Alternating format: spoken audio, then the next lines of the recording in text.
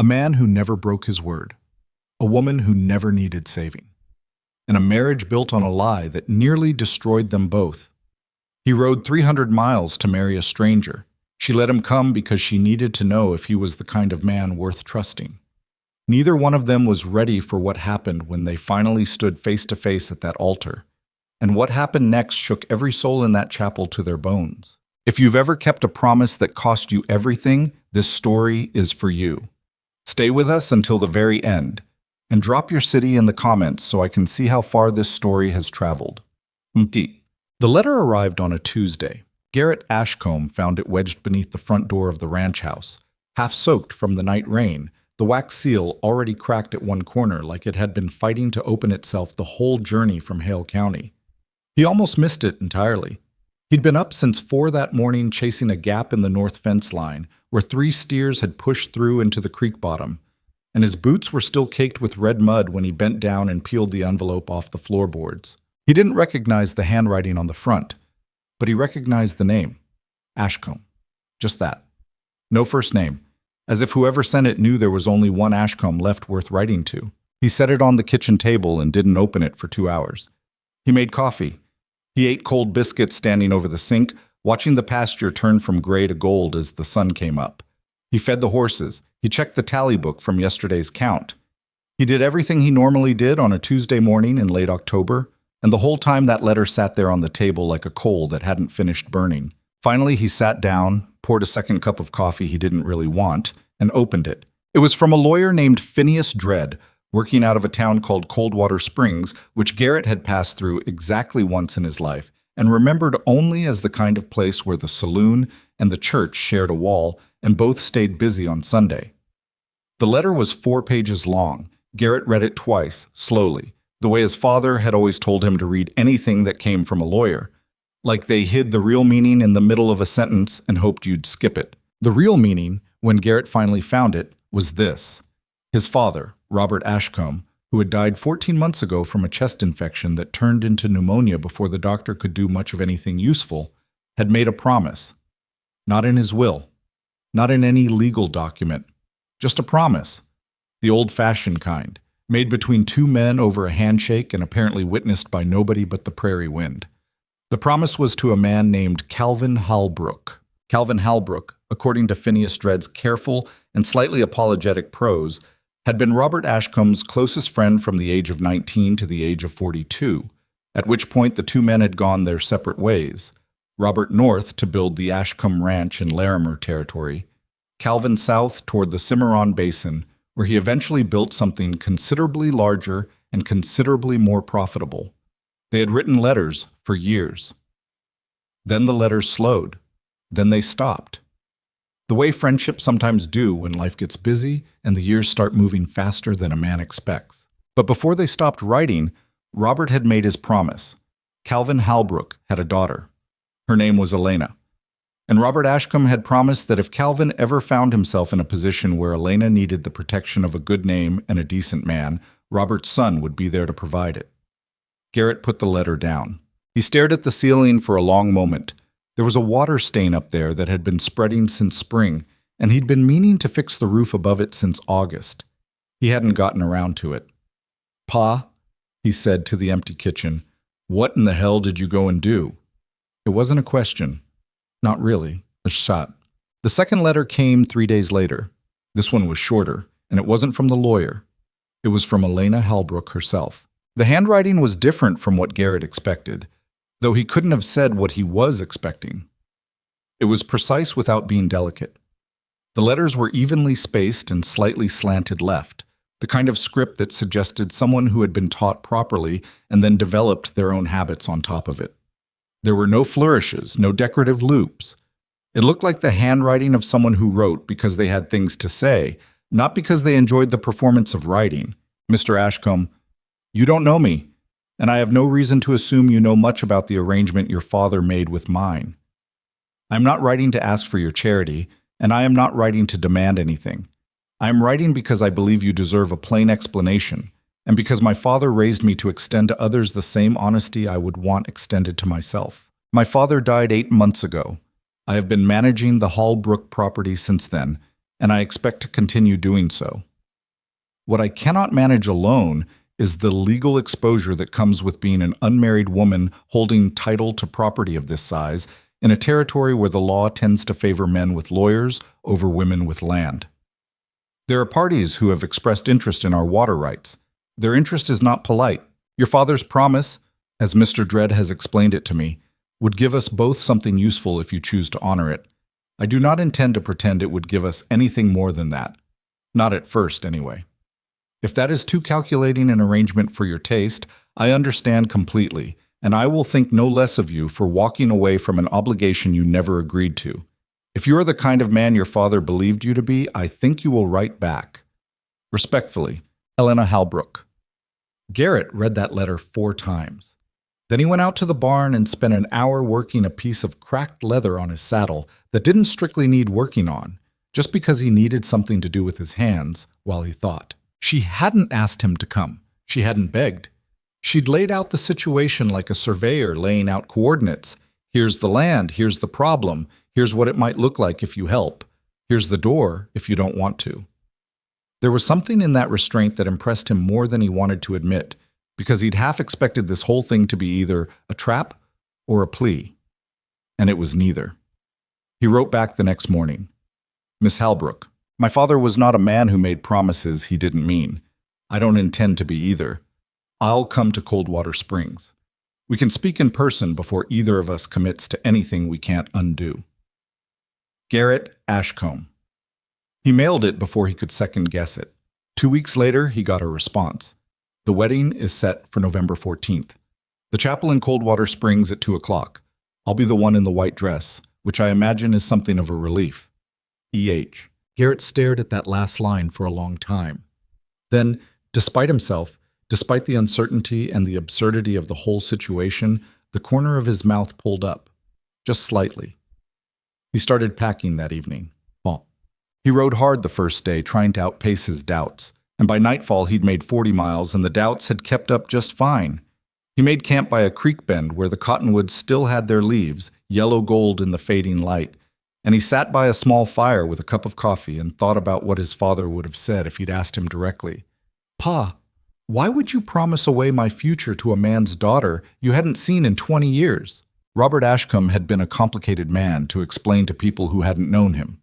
From the outside, he looked simple, a rancher, hardworking, quiet, the kind of man who wore the same 3 shirts for 15 years because they still worked. But underneath that, he had this capacity for loyalty that was almost unreasonable. When Robert Ashcombe decided someone was worth caring about, they stayed worth caring about until he was in the ground. Distance didn't change it. Time didn't change it. He carried people with him the way other men carried grudges. Calvin Halbrook, apparently, had been one of those people. Garrett had heard the name, but only in passing. He knew his father and Calvin had been young together, had worked cattle drives side by side in the days before either of them had their own land. He'd heard the name mentioned maybe a half-dozen times over the course of his childhood, always with a kind of warmth that Robert Ashcombe didn't spend freely. What he hadn't known, what nobody had told him, was that Robert had apparently made a promise that outlived him. That bothered Garrett. Not the promise itself exactly. What bothered him was the not knowing. His father had carried this for years and never said a word about it. Never sat down with Garrett and said, "Son, there may come a day when I need you to do something for me. Just let it sit there." Left it for a lawyer to deliver in a waterlogged envelope after the fact. He poked the fire and watched a log shift and drop, sending up a brief column of orange sparks. Maybe his father had thought there'd be time. People always thought there'd be time. The second day he crossed into country he'd never ridden before, rolling grassland that opened up into wider and wider valleys, the kind of country that made a man understand why people had come west in the first place. The scale of it was different down here. Back home the hills compressed the horizon. Here the sky was enormous, pale blue fading to white at the edges, and the land just went on in every direction like it had no intention of stopping. He found himself thinking about Elena Halbrook's letter more than he wanted to. He tried to build a picture of her from the words, the way you do, the handwriting, the way she'd structured her sentences, the complete absence of anything that sounded like self-pity. He kept arriving at the same rough shape, a woman who was competent and possibly proud, and almost certainly tired in the specific way that comes from carrying something heavy for a long time without letting anyone see the strain. He didn't know if that picture was accurate. He had no idea, really. He'd never laid eyes on the woman. She might be 60 years old for all the letter told him. She might be cruel or foolish or unhappy in ways that had nothing to do with what she'd written. He was riding 300 miles to marry someone based on 2 letters, and his dead father's good opinion of her dead father, and the sheer strangeness of that hit him fresh every time he let himself really think about it. On the 3rd night, he dreamed about his father, not one of the sad dreams where Robert was sick again, but an older memory, his father standing in the yard of the ranch at dusk, watching the cattle come in, his hat pushed back on his head and his arms crossed, wearing the particular expression he got when something was going exactly the way it was supposed to. Content. That was the word. Robert Ashcombe in that dream looked content. Garrett woke before sunrise and lay looking at the stars for a while. Then he got up, saddled his horse, and kept riding. He arrived in Coldwater Springs 2 days before the wedding. The town was bigger than he'd remembered. Or maybe he just hadn't paid attention the first time through. There was a main street with a mercantile, a bank, a feed store, a hotel that looked like it had been built with ambition and then slowly accepted its limitations. The saloon and the church were indeed nearly side by side, as he'd remembered, with a barber shop squeezed between them like a mediator nobody had asked for. He checked into the hotel. The woman at the desk, heavy-set, gray-haired, with the kind of expression that suggested she'd seen everything this town had to offer and formed her opinions accordingly, looked him up and down with frank assessment when he signed his name. "Ashcombe," she said. "You're the groom." "Word travels." "It's a small town, Mr. Ashcombe. Weddings are news." She handed him his key. "Room 4, top of the stairs. Dinner's at 6 if you want it."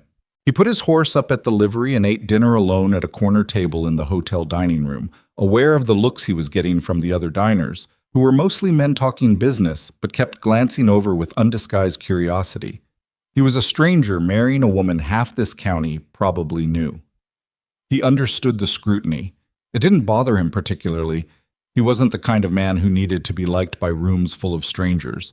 But he was aware of it. After dinner, he went to find Phineas Dredd.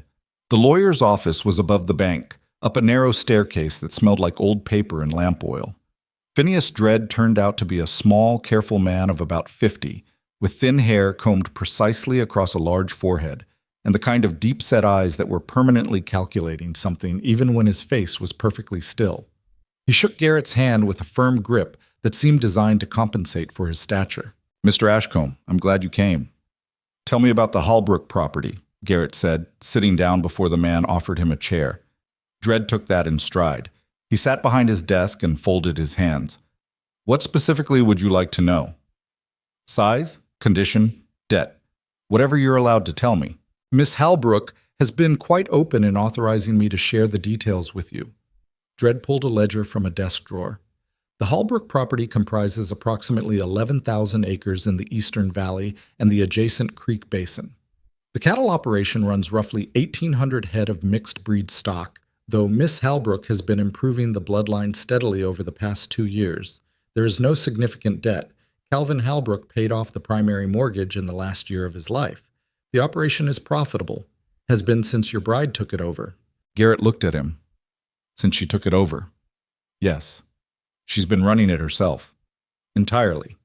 With the help of her foreman, a man named Tomas Reyes, who has been with the family for nearly 15 years. But the management decisions, the contracts, the cattle sales, those have been Miss Holbrook's alone." Garrett sat with that for a moment. He'd assumed, he realized now with some embarrassment, that the property had been struggling, that Elena Holbrook needed someone to come take the reins.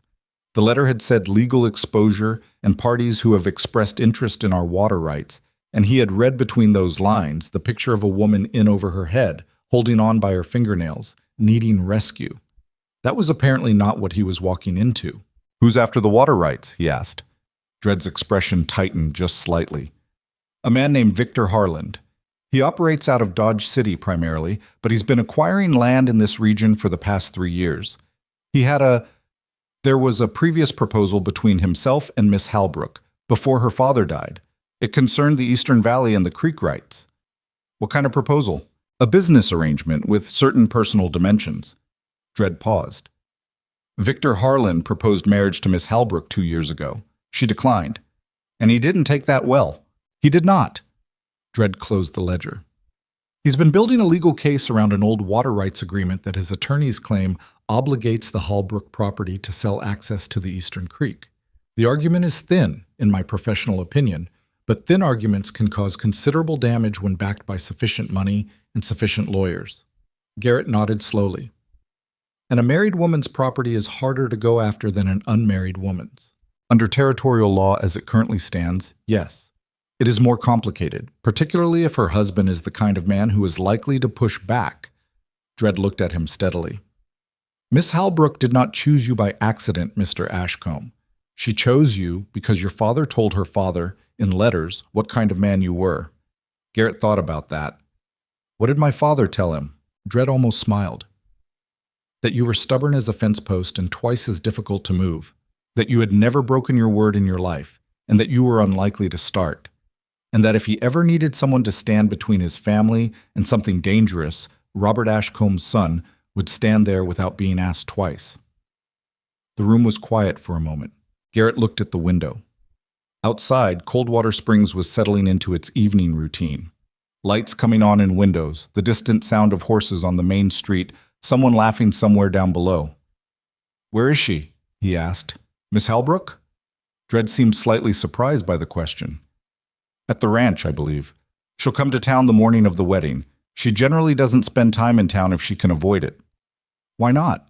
I suspect, Dredd said carefully, you'll have to ask her that yourself. The morning of the wedding was cold and clear, the kind of November sky that has no clouds because it's too cold for clouds. Just an enormous pale blue dome with the sun in it doing more light than heat. Garrett had been awake since before it got light, sitting on the edge of his hotel bed in the quiet, going through everything he knew and everything he didn't know, and trying to find the line between reasonable uncertainty and plain foolishness. He dressed carefully. He'd brought his good suit, the dark gray one he'd worn to his father's funeral and to exactly 2 other occasions in his adult life. It fit him the same as it always had, which was adequately, which was the most he'd ever expected from it. He looked at himself in the small mirror above the washstand. Square jaw, dark eyes, a face that had spent too much time outdoors to look distinguished, but had enough symmetry to get by. He needed a haircut. He hadn't gotten one. He was standing at the back of the chapel at 5 minutes to 2 when the door opened and she came in. He knew it was her immediately, though he couldn't have explained exactly how. She came through the side door with an older woman beside her, a housekeeper or companion from the look of it, and she moved without hurrying, with a kind of economy that suggested she was accustomed to covering ground efficiently and didn't see the need to change that for an audience. The wedding dress was white, as promised, and it was simple, not cheap, but not ornate. The dress of a woman who wanted to get this done rather than make a spectacle of it. She hadn't yet lifted her veil. He couldn't see her face. The chapel was perhaps 30 people, most of whom he assumed were townspeople who'd come out of either goodwill or curiosity or some mixture of the two. There were a handful of men who looked like ranch hands, uncomfortable in their Sunday clothes. There was Phineas Dredd in the second row, compact and alert. There was the minister at the front, a young man with a serious face and new boots that were clearly pinching him. Garrett walked up the aisle and took his place. The music started, someone playing an old hymn on a badly tuned piano, and Elena Halbrook walked toward him, the veil falling softly over whatever expression she was wearing, making her face a suggestion rather than a fact. When she reached him and turned to face him and he offered his arm, he felt the slight weight of her hand settle onto his sleeve, and even through the layers of wool and cotton, he was aware of the deliberateness of it. Not tentative, not nervous, deliberate. The minister began talking. Garrett was listening technically, but part of him was waiting for the moment. It came at the right time, as it always does at weddings, that moment where the minister pauses and you turn to face each other fully, and if there's a veil, the veil comes up. The veil came up. Garrett looked at Elena Halbrook. The chapel went silent in the particular way that rooms go silent when a few people stop breathing at once. He tried to process what he was looking at and found that his brain needed a second longer than he expected. She was young, which he hadn't assumed but hadn't entirely discounted. She was maybe 26, 27. Her hair was dark, almost black, pulled back in a way that was practical, but that also, incidentally, showed her face to complete effect. And her face was... He didn't have the vocabulary for it that would be honest and not sound ridiculous. She was striking, intensely so, the kind of face that you kept looking at because it kept offering something new to notice. What he noticed most was the expression on that face. She was looking at him with a calm, assessing gaze that had absolutely nothing of anxiety in it, nothing of hope or fear, or the breathless uncertainty that he was dimly aware he was feeling himself. She was looking at him the way she might look at a new piece of land, taking stock, forming a judgment, keeping the judgment to herself for now. She saw him looking, and then, quietly, without drama, as if she'd been expecting exactly this, she turned her eyes away from his, not rudely, not coldly, just away, back to the minister, back to the ceremony, as if she'd seen what she needed to see and was done with it, and that small, contained, deliberate turning away hit Garrett somewhere he wasn't prepared for it, because she wasn't nervous, she wasn't surprised, she wasn't uncertain. She looked like a woman who already knew something about how this was going to go, and she wasn't telling him. He heard himself say "I will" at the right time. He heard her say it too, her voice even and clear and with no particular emphasis, the way you state a fact rather than make a vow. The minister said words. He slid a ring onto her finger, a simple band he'd bought in town because he didn't know what else to do. She had no ring for him, which he noted without judgment, and then it was done. They were married. She turned to face the small audience, and he turned with her, and in that moment he caught a glimpse of her profile, the straight line of her nose, the set of her jaw, and he thought, she is the most composed person I have ever stood next to at an event where composure was not required. The 30 guests applauded with varying degrees of enthusiasm. Elena acknowledged them with a small nod. Garrett stood beside her and felt, in the pit of his stomach, the absolute certainty that he had walked into something much more complicated than a practical arrangement, and that Elena Halbrook had known that from the very beginning. The reception, such as it was, happened in the church hall next door, a long, drafty room with trestle tables and a spread of food that the church women had clearly put considerable effort into, and which Garrett ate very little of because he was spending most of his energy watching his wife. She moved through that room like someone who had calculated exactly how much social obligation she needed to fulfill and was fulfilling it with precision, speaking to people, thanking them, accepting congratulations with a warmth that seemed genuine but never opened very far. She knew everyone. Everyone knew her. That was clear in the way they treated her, with respect mostly, and with a slight distance that he couldn't entirely read. Not coldness, something more like deference. The men in ranch clothes, her hands, he realized, were the most natural with her. A broad, dark-haired man of about 40 came to stand beside her at one point, and she spoke to him briefly, and whatever she said made him nod with the ease of someone who has received clear instructions from someone they trust. That would be Tomas Reyes. He noticed that Reyes looked at Garrett once, and the look was frank and assessing and not entirely friendly, which Garrett respected. A man who'd worked for someone for 15 years ought to have opinions about who that person married. Mr. Ashcombe. She was beside him. He hadn't seen her come over. He was going to have to stop being surprised by that. "Mrs. Ashcombe," he said, and it was the first time he'd said it aloud, and the slight strangeness of it must have shown on his face because something in hers shifted, not quite amusement, but adjacent to it. "That's going to take some getting used to," she said. "For both of us, I'd think. Probably." She looked at the room, not at him. "I want to thank you for coming. I know this was not a simple thing you agreed to." "I said I'd come." "You did." A pause. "A lot of men say things." "I noticed you made the wedding arrangements before I confirmed." She looked at him then, directly, for the first time since the ceremony. "I was fairly confident you'd come." "Were you? Your father's letters were specific about your character. I had to make some assumptions based on them." She held his gaze. "Were the assumptions wrong?" He thought about it for a moment. "I don't know yet," he said honestly. "We just met." Something shifted in her expression at that. the closest thing to surprise he'd seen from her, just for a second.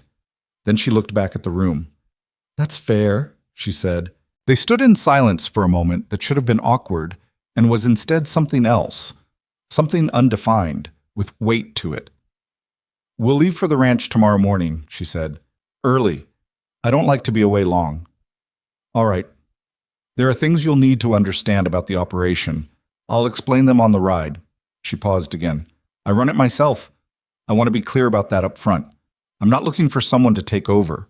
I'm looking for legal protection," he said. "You explained it in the letter. I want to make sure you understood it." "I understood it," she nodded once. "Good." She started to move away, then stopped.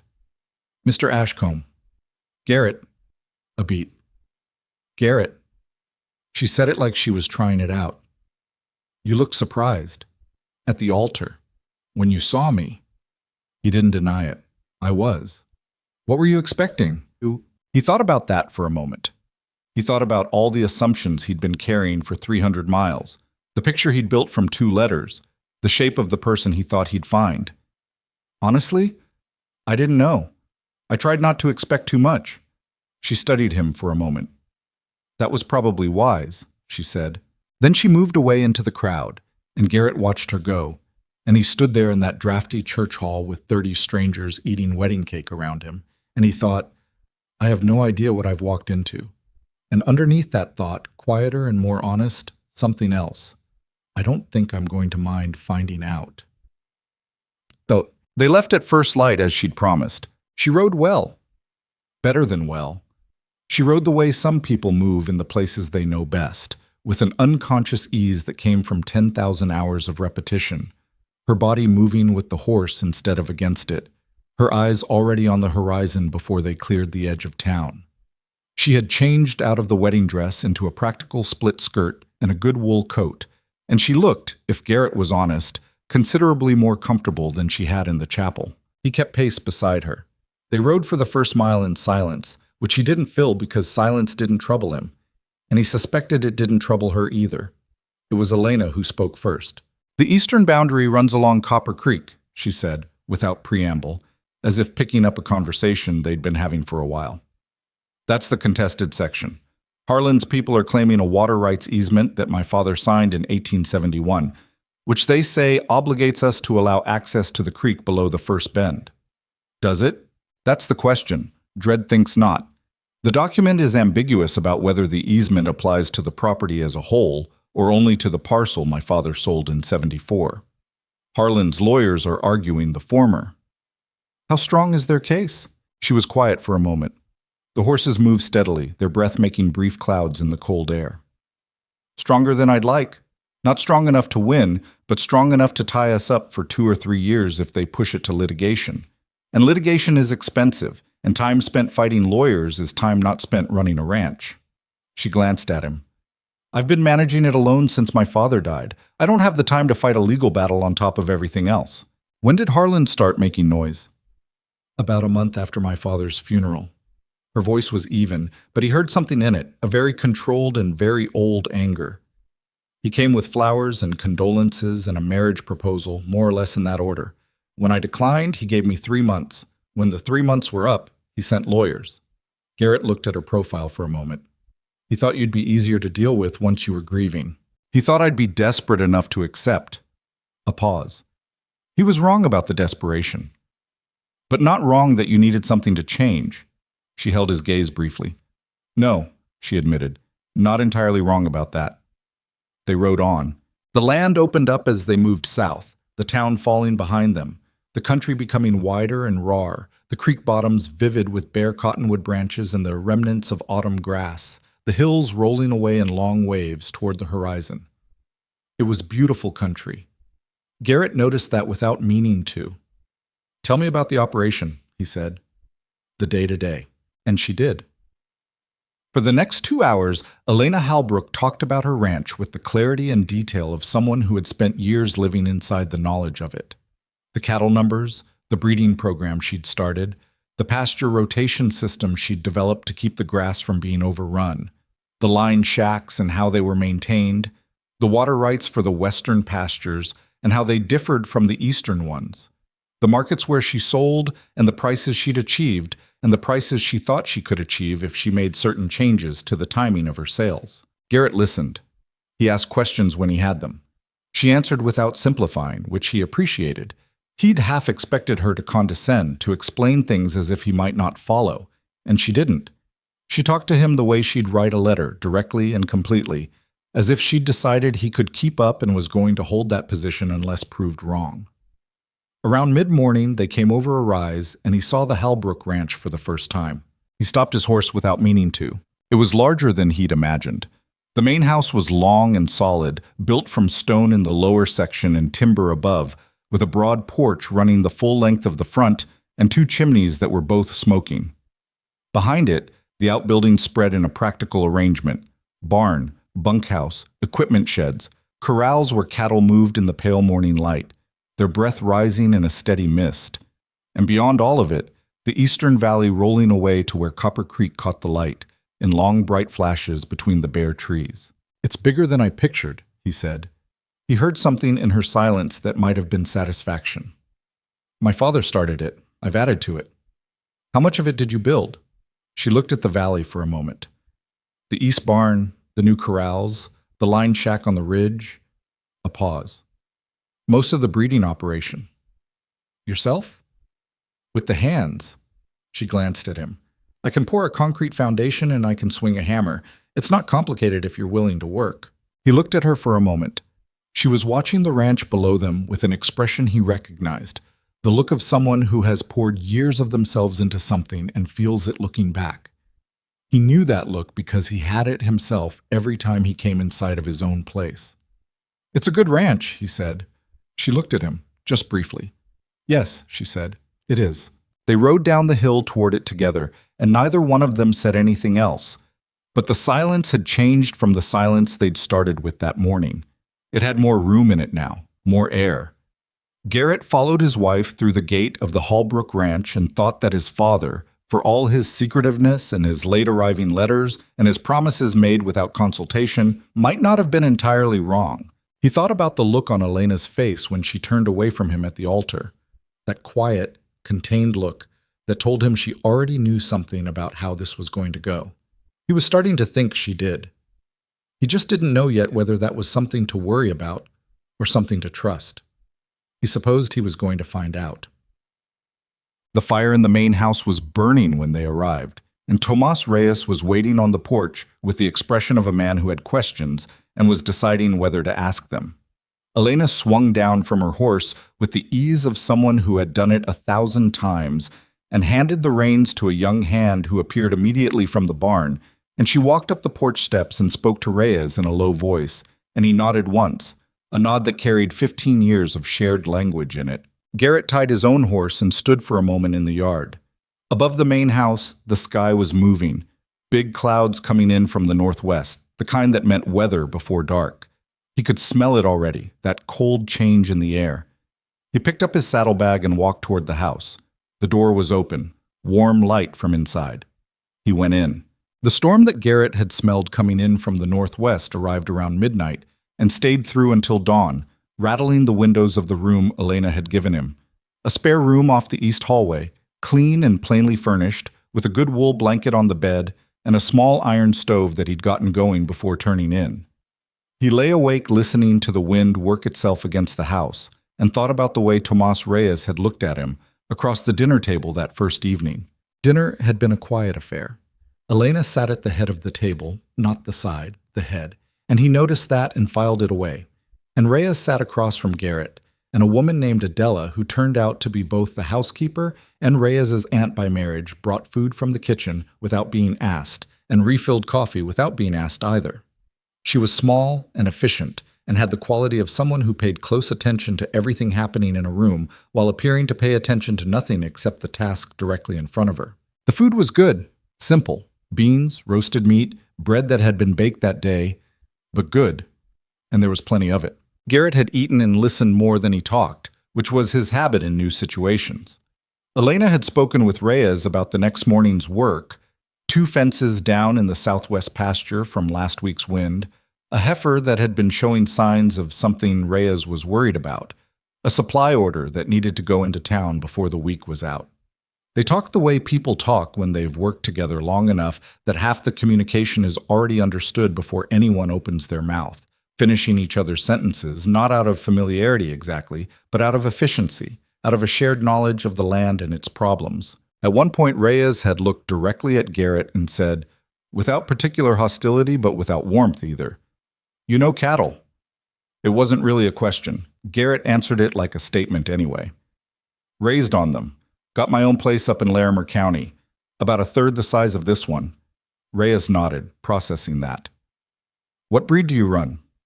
"Mixed. Been crossing in some Durham bulls the last 2 years, trying to improve the weight." Something shifted slightly in Reyes's expression. Not approval, but the beginning of a willingness to consider it. "We've been doing the same," he said. "Miss Halbrook started the program 2 springs ago." He said Miss Halbrook, and Garrett heard what that meant. She was still Miss Halbrook to Reyes, still the woman he'd worked for, still the one whose judgment he trusted. The ring on her finger was a legal fact, but it hadn't changed anything in this man's understanding of how this ranch ran. Garrett didn't take offense at that. He'd have felt the same in Reyes's position. Elena had been watching that exchange without appearing to watch it, and when it was over, she'd moved the conversation elsewhere, smoothly, the way you redirect water around an obstacle without making a fuss about the obstacle. Now, lying in the dark with the storm pressing against the windows, Garrett thought about what Dredd had told him. She chose you because she needed legal protection. And he thought about the size of this operation and what it meant that she'd been running it alone for 8 months. And he thought about Tomas Reyes's eyes across that dinner table, measuring him with the frank suspicion of a man protecting something he cared about. He wasn't offended by any of it, but he understood, more clearly than he had before, that he had arrived in a place that was already complete without him, and that finding his footing here was going to require something more careful than he'd initially prepared for. He fell asleep sometime after the wind started to ease, and slept until the smell of coffee woke him before sunrise. She was already up, already dressed, already on her second cup by the time he came into the kitchen, and she looked at him with the calm, slightly assessing expression he was starting to recognize as her default, the look she wore when she was taking in information and not yet ready to share what she was doing with it. "Storm took out the fence on the South Creek crossing," she said. "Tomas already has men on it. There's something I need to show you this morning, if you're willing." "I'm willing."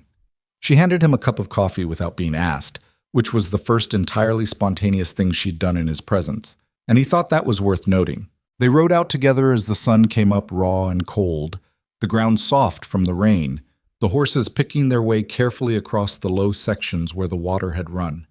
Elena led him east, away from the area where he could hear Reyes's crew working on the fence, out toward the long valley that he'd seen from the ridge the day before. The creek was running fast and brown from last night's rain, louder than it probably sounded most days, pushing through the cottonwood roots and over the rocks with the self-important urgency that water gets after a storm. She stopped on a rise above the first bend. "This is it," she said. "This is what Harlan wants." He looked at it. The creek came around the bend and widened into a broad, shallow basin before narrowing again and continuing south, and the basin was ringed with good grass and the kind of deep soil that held moisture long after the surface dried out. Even in November it looked rich. In summer it would be the difference between a herd that held its weight and a herd that didn't. "How far does your claim run?" he asked. "To the second bend. About 1.5 miles of creek frontage." She pointed south, where the water disappeared between the hills. Below the second bend, the creek crosses onto what used to be the Alderman parcel. Harlan bought that 2 years ago, so his land starts there, and the creek runs through it for another 4 miles before it hits the main river. Garrett looked at the layout. He could see it without being told. Whoever controlled this basin controlled the water source for a significant stretch of the valley. Harlan's land to the south was useless without reliable creek access for his cattle, and if he could establish a legal right to use the Halbrook water, he could run his operation without ever having to negotiate. "The easement your father signed," Garrett said. "What did it actually say?" She reached into her coat and pulled out a folded paper. He'd noticed already that she came prepared for conversations. "I've been carrying a copy," she said. "I want you to read it." He took the paper. The document was handwritten, dated 1871, formal in the way legal documents of that era were formal. Lots of heretofore, and whereas and party of the first part, the kind of language designed to sound precise while actually leaving room for argument. He read it twice, slowly, the way his father had taught him. "It says the described parcel," he said when he'd finished. "Not the property as a whole." "Yes." "And the described parcel was sold in 74. "Correct. To a man named Grover Alderman, who sold it to Harland. So Harland's lawyers are arguing that the easement transferred with the parcel." She paused. "Dredd believes their interpretation is wrong, that an easement granting access to the creek can't transfer to a new owner of the dominant parcel without re-executing the agreement with the servient estate, which is us. But Harland found a judge in Dodge City who is apparently willing to consider a different reading." Garrett looked at this document again. He was not a lawyer, but he'd spent enough time dealing with land records and water rights on his own ranch to have learned the vocabulary, the way you learn any language that affects your survival. "What does Dredd want to do?" he asked. "Fight it in court, which will take 2 years and cost more than I want to spend, and during that time there's nothing stopping Harland from sending men to this creek and making my life difficult while his lawyers make arguments." She looked at the water. Her jaw was set. "I'm not afraid of the fight. I just want it to be the right fight, on the right terms." He handed the document back to her. "Who's the judge in Coldwater Springs?" "A man named Aldrich. He's fair. Old but fair. Dredd trusts him." "Then we need to get this in front of Aldrich before Harland's Dodge City judge gets involved." He looked at her. "Can Dredd file a preemptive declaratory action? Establish jurisdiction here?" She looked at him for a moment with an expression he hadn't seen from her yet. Not surprise exactly. Something more like recalibration. "I don't know," she said. "I'd have to ask him." "It's worth asking." She was quiet for a moment, looking at the creek. The water moved past below them, indifferent and persistent, doing what water does. "You know some law," she said. It wasn't quite an accusation. "I know some land law.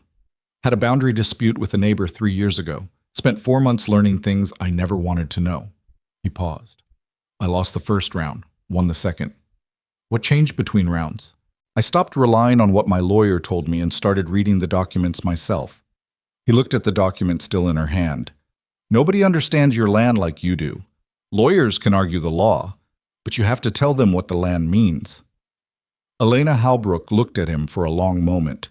The wind off the creek moved a loose strand of hair across her cheek, and she pushed it back with a quick, absent gesture. "I'll write to Dredd today," she said. They turned their horses back toward the ranch, and the conversation shifted to other things. The heifer Reyes was worried about, which turned out to have a respiratory infection that wasn't serious but needed watching, and the supply order, and the question of what to do about the southwest pasture fence, which kept coming down because the posts were rotting at the base and patching it was becoming more expensive than replacing it. These were the conversations of a working ranch, ordinary and practical, and Garrett noticed that Elena moved through them the way she moved through everything. Directly, without decoration, getting to the point and then past it. She didn't ask for his opinion on the fence. She stated the problem and her intended solution, which was to replace the entire southwest line before spring, and the way she said it made clear she'd already thought through the cost and had decided it was worth it. He didn't offer an opinion. It wasn't his fence. But he said, "I could help with the post setting if you want the extra hands. I've got nothing pulling me back north until spring." She looked at him sideways. "You'd do that."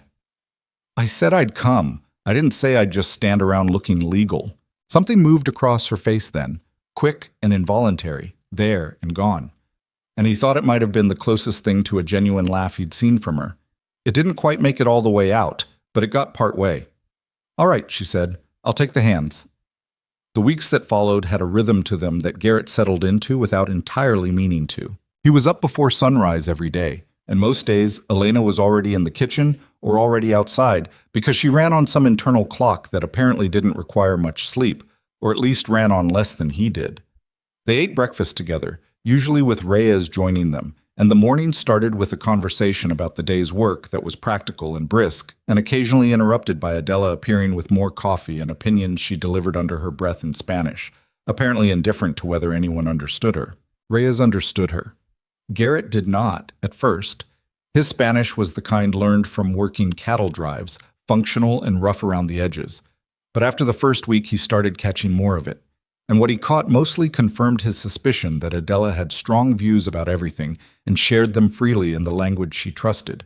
He worked the fence line for most of the first 2 weeks, alongside two of the hands, a young man named Cobb, who was 19 and trying very hard to appear older, and an older man called Dutch, who had a damaged left hand from some incident he didn't discuss, but who could set a fence post faster and straighter with one good hand than most men could with two.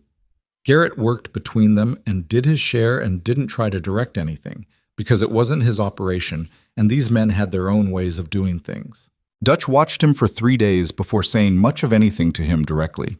On the 4th day at noon, eating lunch on the tailgate of the supply wagon, Dutch said without preamble, "You know how to read a grade." Garrett had been checking the slope on the fence line to make sure the posts would stay plumb through the spring thaw. "My father taught me." Dutch chewed his bread. "Miss Halbrook picked up the fence line herself last spring," he said. "Set 30 posts. Got every one of them true." He looked at Garrett sideways. "Thought you should know that." "I'd figured as much," Garrett said. Dutch seemed satisfied with that and went back to his lunch.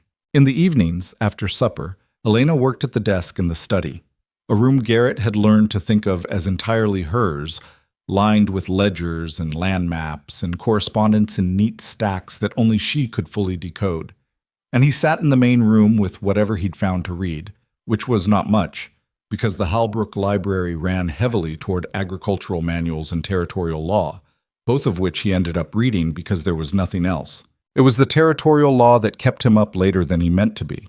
He found it 3 weeks into his time at the ranch, in a volume of territorial statutes that had been shoved to the back of a shelf like something someone had tried to forget.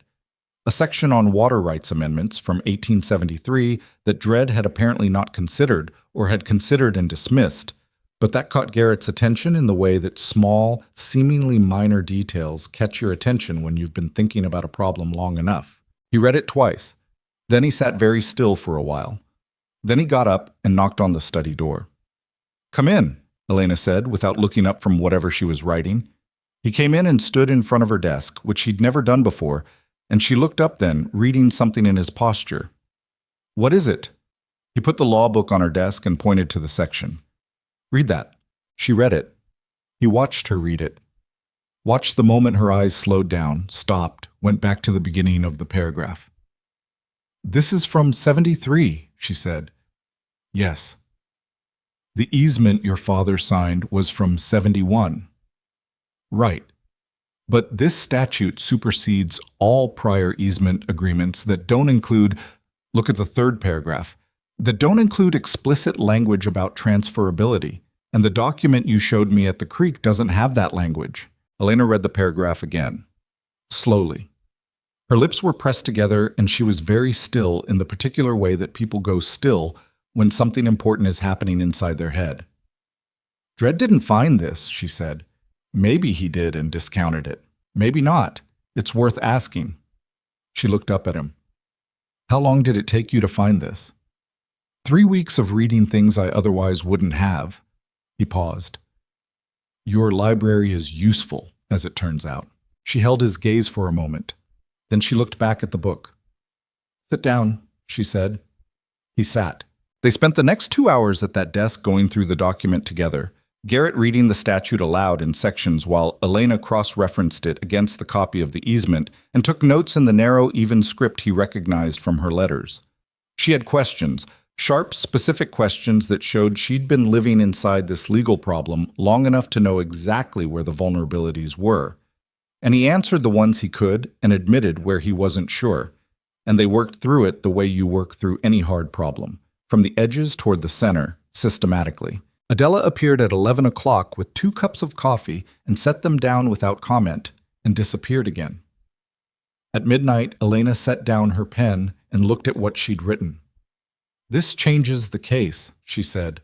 "Not triumphant, just factual. It changes the argument anyway.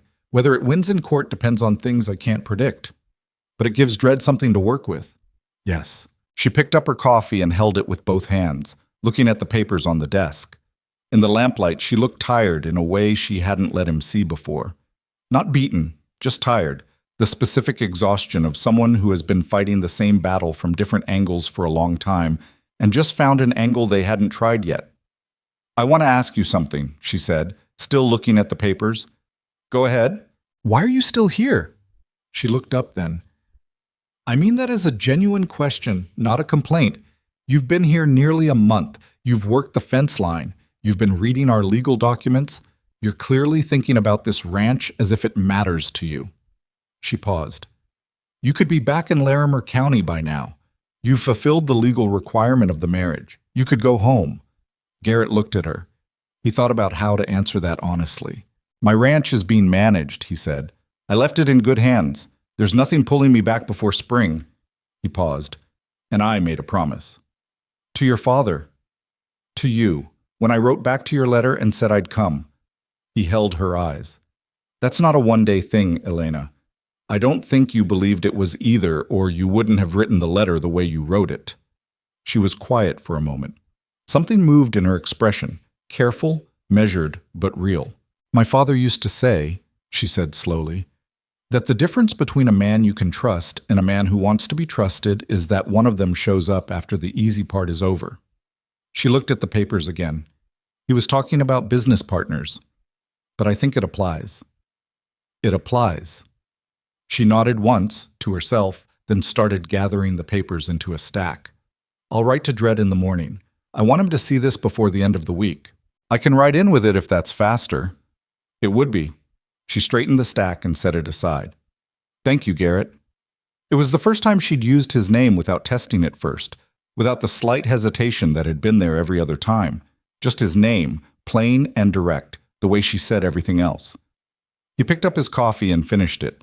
"The southwest fence should be done by Thursday," he said, moving back to ordinary things because it seemed like the right move. "Dutch thinks we can finish the last section Wednesday if the weather holds." "The weather won't hold," she said, with the certainty of someone who had been reading this particular sky for years.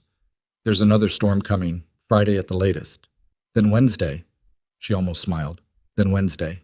He said goodnight and went back to his room, and he lay in the dark for a while, thinking about nothing in particular, just the sound of the house around him. The creak of the structure in the wind, the distant low voices of the night hands doing their rounds, the particular silence of a working ranch after the work is done. He'd been a guest in this house for nearly a month. He was starting to feel like something else, though he couldn't have put a clean name to it yet. What he knew was this: Elena Halbrook had built something remarkable out here, alone, with nothing but competence and stubbornness and the kind of grinding daily commitment that doesn't look heroic from the outside but adds up to something extraordinary over time. She'd hidden the scale of it, from him, from the letter, from anyone who might have come with expectations about what they were owed. She'd wanted to know if he was worth trusting before she trusted him with the truth of what she'd made. He understood that.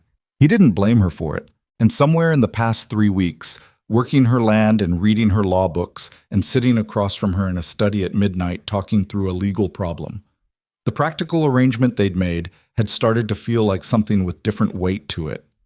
Not the same weight as what came before. The obligation, the promise, the 300-mile ride toward a stranger. Something newer, something that had grown in the space between two people working on the same problem in the same direction. He wasn't going to name it. Not yet. It was too early for names. But he was aware of it. He was aware of it the same way he'd been aware of the approaching storm that first evening. Not because he could see it yet, but because something in the air had changed, and he'd been paying enough attention to notice. Dredd's response to Elena's letter arrived on a Thursday, 8 days after she'd sent it. Garrett was in the barn checking on the heifer. She'd recovered well from the infection, was back to full feed and looking sound, when Elena came through the barn door with the letter in her hand and an expression that was not quite relief, but was adjacent to it.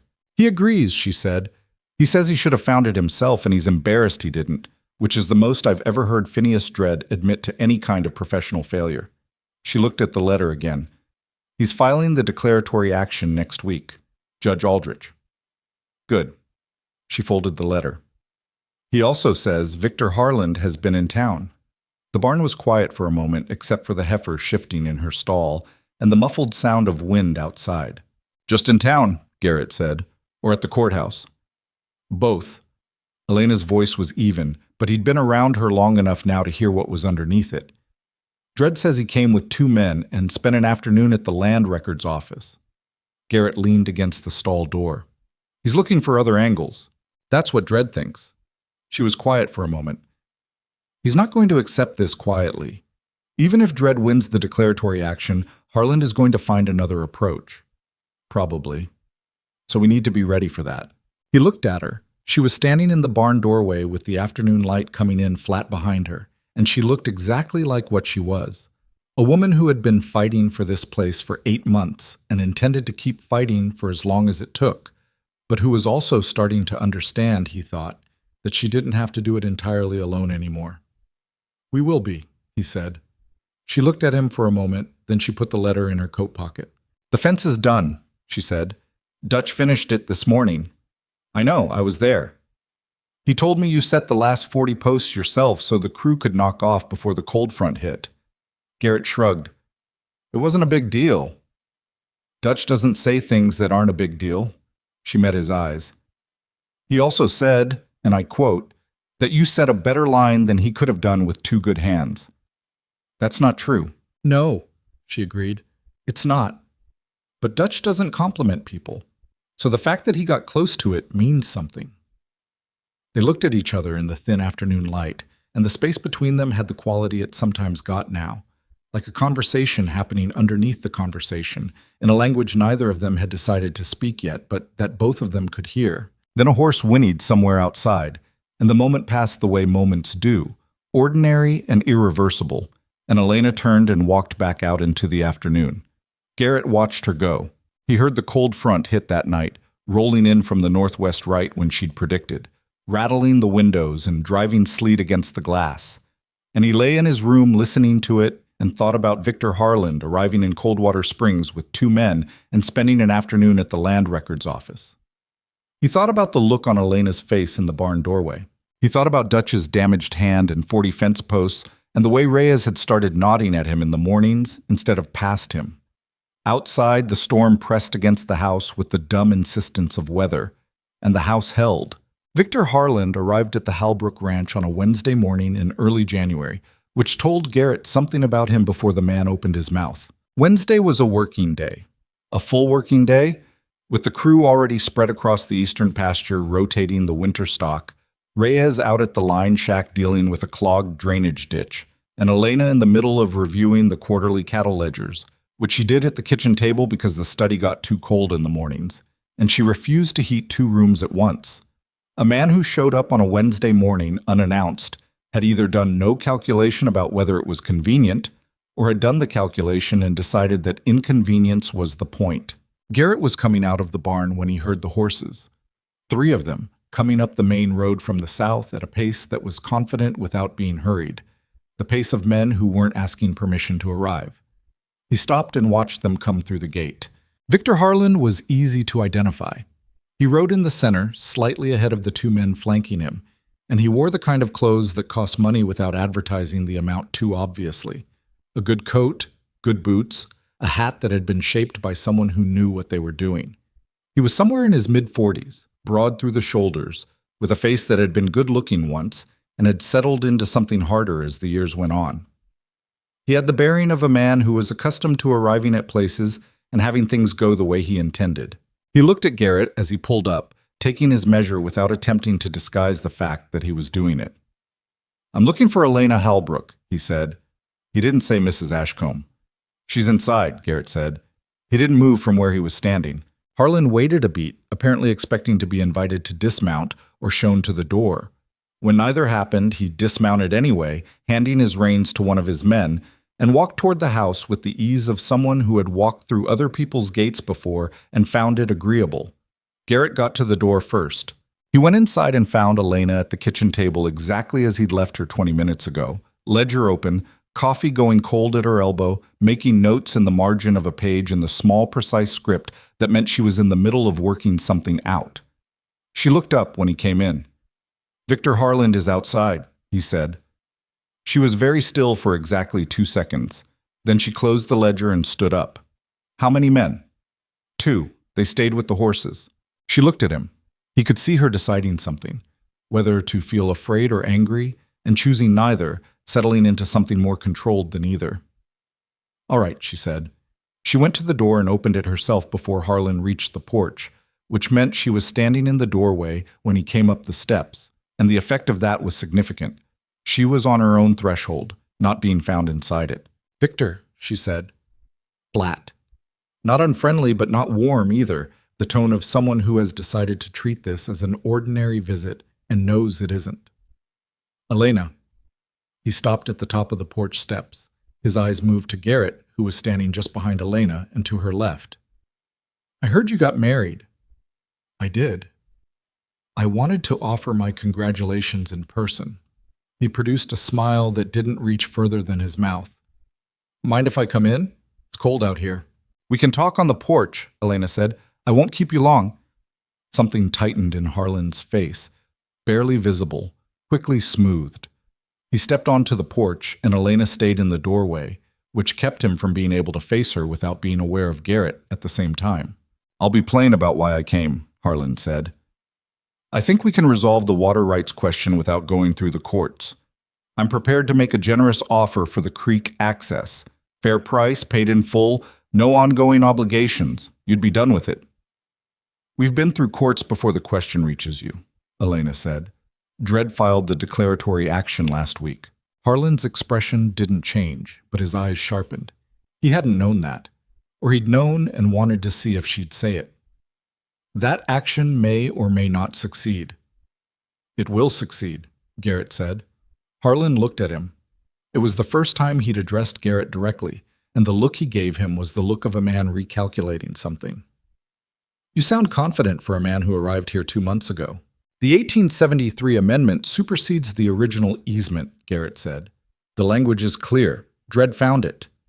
He hadn't found it, but that wasn't the point right now. Any court in the territory is going to read it the same way. Harlan held his gaze for a moment. Then he looked back at Elena. "Your husband knows land law." "He does," Elena said. "Among other things." There was a silence on that porch that had shape to it. The particular silence of a negotiation where one side has just realized the other is better prepared than expected. Harlan stood in it, and Garrett watched the man process his options, and what he saw was not someone who was going to give up, but someone who was going to change tactics. "The offer stands," Harlan said finally. "I'll leave it open. When the courts take longer than Dredd promises and things get more expensive than you planned, the offer will still be there." He looked at Elena with an expression that had something uglier underneath the reasonable surface of it. "I'm a patient man, Elena. I've been patient before." "I know you have," she said. "You can go now, Victor." He went. Not quickly, not in a way that looked like retreat. Harlan was too careful for that. But he went, back down the porch steps and across the yard to where his men were waiting, and he mounted and rode out the gate without looking back. Elena stood in the doorway until the sound of hoofbeats faded south. Then she stepped back inside and Garrett came in behind her, and she went to the kitchen table and stood with both hands flat on the surface looking at the closed ledger. "He's going to come back," she said. "Yes." "With something else, not the same argument." She picked up her cold coffee, looked at it, set it back down. "He never comes at a problem the same way twice. My father told me that. He said Victor Harlan was like water. He didn't push through obstacles, he went around them." "Then we need to know every angle he can come from." She looked at him. "That's what I've been trying to do for 8 months." "I know, but 2 people covering the angles is better than 1. She was quiet for a moment. He could hear the wind outside, and somewhere distant, one of the hands calling to another across the pasture. "There's an investor," she said slowly. "Harlan mentioned him in a letter last fall. A man named Baird out of Kansas City. He's been buying up water access all across the territory, consolidating it. If Harlan brought him in as a partner—" She stopped. "The legal pressure doubles," Garrett said, "and the money behind it doubles. Or more." She pressed her lips together. "If Baird is involved, this isn't just about our creek anymore. This is about establishing a pattern. Win one water rights case in this territory, and you have precedent for the next 10. Garrett sat down at the table. He thought about that for a while. Elena sat across from him, and they were quiet together, the kind of quiet that had become familiar over the past weeks, a thinking quiet, both of them working through the same problem from their own angle. "We need to talk to Dredd," Garrett said. "In person, not a letter. I'll write in tomorrow.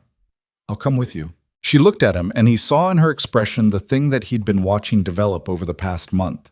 Not softness exactly, because Elena Halbrook did not have much room for softness in the way she moved through the world, but something that was warmer than her default. An acknowledgement, a willingness to let him stand beside her on this particular ground. "All right," she said. "We leave at first light." Phineas Dredd listened to them for 40 minutes without interrupting, which Garrett took as a sign that the lawyer was genuinely worried. When they were done, he sat behind his desk for a long moment, his hands folded, his eyes somewhere in the middle distance. "Baird," he said, "you're certain Harland mentioned Baird?" "The letter used his name," Elena said. "I have it at the ranch." "I want to see it." Dredd unfolded his hands and reached for a pen. "If Leonard Baird is involved in this, we have a larger problem than a single easement dispute." He looked at them both. Baird has won 3 water rights cases in the past 2 years. He funds them through a legal trust in Kansas City that is specifically structured to absorb the costs of extended litigation. He can fight this for 5 years without feeling it financially. "We can't," Elena said flatly. "No." Dredd was quiet for a moment. "The declaratory action is still our best immediate move, but if Baird is behind Harland, he'll contest it. He'll file countermotions, challenge the jurisdiction, request continuances. He'll slow everything down until the cost of fighting becomes prohibitive." Garrett had been listening to this and watching Elena's face. She was holding herself very still, the way she did when things were difficult and she was deciding not to let them show. And he thought about the 8 months she'd done this alone. Sat across from Dredd hearing bad news and held herself still and gone home, and kept running the ranch because there was nothing else to do. "What's the fastest path to a ruling?" he asked. Dredd looked at him. "If we can get Judge Aldrich to accept the declaratory action and set a hearing date before Baird's lawyers have time to organize a challenge, we could have a preliminary ruling inside of 60 days. But the window is narrow. Harland's visit today suggests he knows the action has been filed. His lawyers will be moving already." "Then we need to move faster," Garrett said. "What do you need from us to push for an expedited hearing?" "Documentation. Every piece of documentation related to that easement, the 1873 amendment, the chain of title on the parcel that was sold in 74, and anything that establishes the Halbrook property's continuous and uncontested use of the creek since then." Dredd looked at Elena. "Continuous use matters.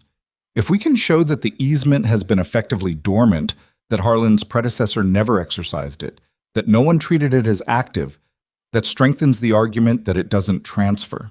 Elena was already thinking. "My father kept records, going back to before the property was fully established." She paused. "There are journals. In the study. Bring me everything." They rode home in the late afternoon, the cold coming down fast as the sun dropped. And they didn't talk much on the road because they were both thinking, but once they crossed the South Ridge and the ranch came into view below them, Elena said, without looking at him, "My father's journals. I haven't read them since he died." Garrett looked at her profile. "We don't have to do it tonight," he said. She was quiet for a moment. "Yes, we do." They spent that night in the study, the lamp turned up as high as it would go, going through Calvin Halbrook's journals one by one. Elena read and Garrett took notes, building a timeline on a sheet of paper. Every entry that mentioned the creek, the easement, the eastern pasture, any interaction with the land that had been sold in 1874. It was slow, careful work, the kind that made your eyes ache and your back tighten. And Adela appeared at 9 o'clock with food that neither of them had asked for and the specific expression of a woman who disapproves of people not eating. The journals were difficult. Not legally. Legally, they were exactly what Dredd needed, a meticulous record of a man who had apparently kept track of everything that happened on his land with the thoroughness of someone who'd learned early that memory was unreliable and paper was not. But personally, reading them in that study with Elena across the desk, he was aware of her going quiet at certain entries, of the slight change in her breathing when she hit something that wasn't just ranch business, but her father's voice, direct and unexpected, on a page she hadn't opened since the man was alive. She didn't comment on it, she just kept reading. Around 11 o'clock, she stopped on a page and didn't turn it for a long moment. Garrett waited. "He wrote about your father?" she said. He looked up. March of 1878. Letter from Robert Ashcombe today. First in almost a year. He's well. Asks about Elena, which he does every time he writes. I told him she's better at running this place than I am, which is almost true and will be entirely true in 5 years. Robert says his boy Garrett is the same. Solid, he says. Like good timber, doesn't make noise about it. She stopped reading. Her voice was very even. He ends by saying he hopes the two of them meet someday, that he thinks they'd understand each other. The study was quiet. Garrett looked at the notes in his hand, the careful timeline they'd been building. He knew, Elena said. Not an accusation, just a fact, turning over in her mind. He knew before he died that this was a possibility. He'd been thinking about it for years. My father, too. She set the journal down. Does that bother you? That it was arranged without your knowledge? He thought about it honestly. It bothered me when I found out, he said, standing in my kitchen reading a letter from a lawyer, feeling like the decision had been made for me. He paused, but the decision was never made for me. The letter just told me there was a door. I still had to choose to walk through it. She looked at him for a long moment. And now? And now I'm sitting in your study at 11 o'clock at night building a legal case to protect your creek. He met her eyes. I don't have a lot of regrets about the door. She held his gaze. Something in her face shifted, not dramatically. Elena didn't do things dramatically, but the way a landscape shifts when the light changes, the same features becoming different. Then she picked up the next journal and kept reading. The documents went to Dredd in a package the size of a saddlebag, delivered by Garrett personally on a Friday morning, and Dredd spent a week reviewing them and filed for an expedited hearing the following Thursday. Harlan's response came 10 days later, not through the courts, through a different channel entirely. One of the hands, a young man named Petrie, who'd been with Elena for less than a year, quit without much explanation, collected his pay on a Monday, and was seen 2 days later in Coldwater Springs having a long conversation with one of the men who'd ridden in with Harlan in January.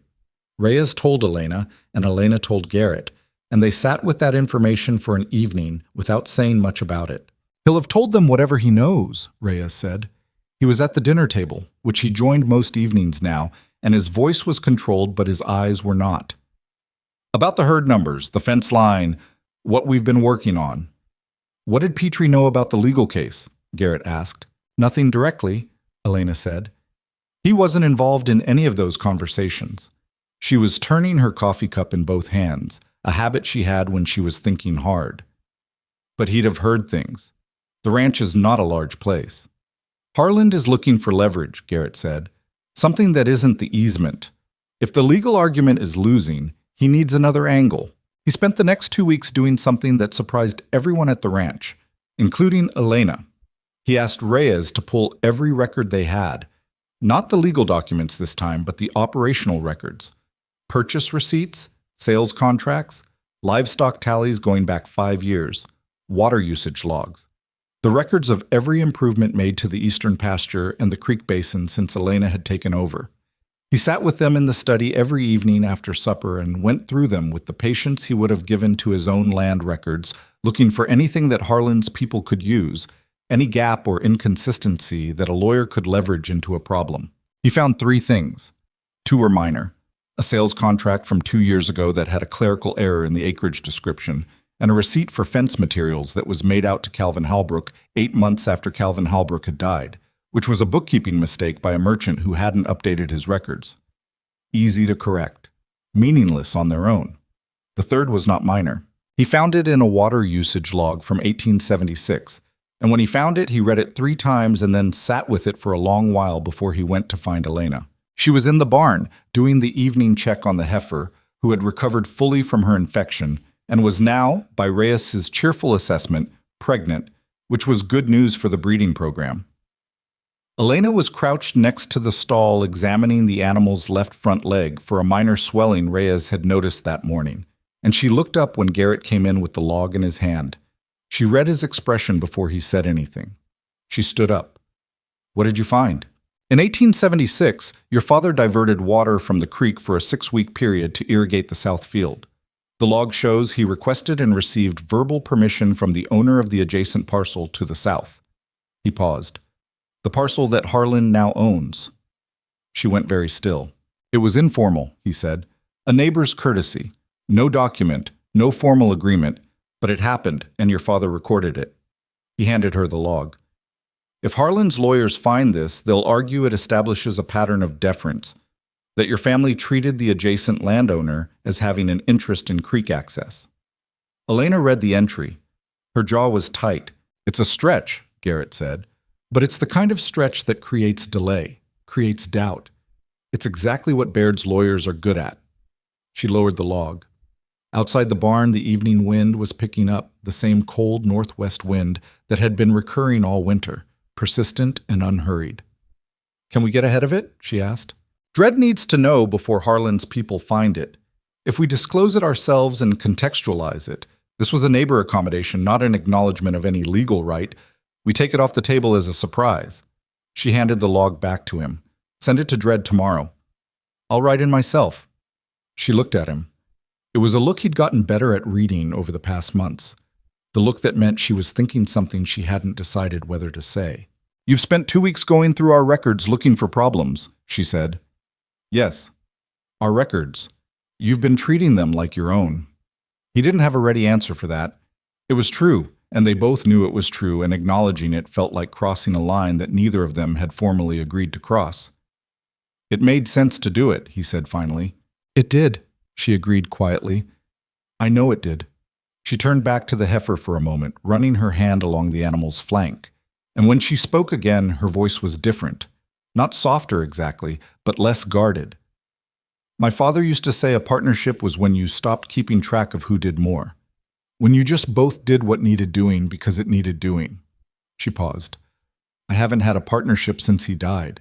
The barn was warm from the animals, and outside the wind moved in the dry grass, and Garrett stood with the water log in his hand and thought about everything that had happened in the 3 months since he'd ridden into Coldwater Springs, expecting nothing more than a practical arrangement. Elena, he said. She looked at him. It is a partnership. She held his gaze for a long moment. Then she nodded, once, in the way she nodded when she had decided something. Then go see Dredd tomorrow, she said, and tell him everything. The hearing was set for the first week of March. Dredd sent word that Judge Aldrich had accepted the expedited timeline over Harlan's lawyer's objections, a preliminary ruling on the transferability of the easement, which, if it went their way, would effectively end the legal threat. If it went against them, the fight continued, more expensive and more complicated, into territory that even Dredd wasn't confident about. The week before the hearing, a cold front moved through, and the temperature dropped to the kind of bitter that made the horses reluctant and the hands short-tempered and the morning chores twice as long as they should have been. Garrett and Reyes spent 2 days breaking ice in the water troughs and moving the most vulnerable stock into the lower barn, working side by side in the cold with the economical communication of men who have figured out how to share a space efficiently. On the second day, walking back from the east trough in the late afternoon, Reyes said without particular preamble, she hasn't let anyone help her since her father died. Garrett looked at him. She would have managed, Reyes said. He wasn't making eye contact, just looking ahead at the barn. She's managed everything, but managing alone is different from... He stopped. Started again. Her father trusted her with this place. Trusted her completely. That's why she runs it the way she does. A pause. I don't think she trusted anyone else to do the same. Until now. Garrett was quiet for a moment. The cold pressed down on the yard, and somewhere in the upper pasture a steer was complaining about the temperature with the particular indignation that cattle brought to being cold. I didn't come here to take anything from her, Garrett said. I know that now. Reyes glanced at him. I didn't know it in November. That's fair. What she built here... Reyes stopped again. He had the quality of a man who felt things deeply and found words inadequate to the task most of the time, and Garrett respected that because he recognized it. It deserves to last, whatever happens in that courthouse next week. It'll last, Garrett said. Reyes looked at him for a moment, with the direct, assessing look that he'd been turning on Garrett since the wedding and that had been changing degree by degree over the months. He nodded. Then he went into the barn. The morning of the hearing, Elena dressed in the dark before Garrett was up and had the horses ready when he came out to the yard. The sky to the east was just beginning to lighten, a pale gray line along the horizon above the hills, the rest of it still holding the last dark of night. She handed him his horse's reins without speaking. They rode toward Coldwater Springs in the early half-light, the cold pressing close, the road empty. After a mile, she said, "Whatever Aldrich decides today, we'll handle it either way," Garrett said. She was quiet. He could see her breath in the cold air. "I know we will," she said. And the way she said we, without weighing it, without the slight hesitation that had been there in the early weeks, told him more than anything else she could have said. They rode into town as the sun cleared the horizon, painting the main street gold and cold, and Phineas Dredd was waiting on the courthouse steps with his coat buttoned to the throat and his briefcase under his arm and the expression of a man who had done everything he could and was ready to find out if it was enough. Harland was already inside. Garrett saw his horses at the rail and the two men with them, and then a third horse he didn't recognize. And he thought about Leonard Baird in Kansas City and wondered if the man had come in person to watch. Elena walked up the courthouse steps without slowing down. Garrett walked beside her. The door swung open and they went in together, out of the cold, into the particular warmth of a room where something important was about to happen, and everyone in it knew it. Judge Aldrich was 71 years old and moved like a man who had decided somewhere around 60 that he was done rushing anywhere for anyone. He came into the courtroom at 9:05, settled himself behind the bench with the deliberate care of someone managing an old back injury, and looked out at the assembled parties with the expression of a man who had heard a great many arguments in his life and had developed strong opinions about which ones were worth his time. The courtroom was not large. 2 tables facing the bench, Dredd and the Ashcombs on the left, Harland's 2 lawyers on the right. City men, both of them, well-dressed in the way that said they charged by the hour and were comfortable with the rate.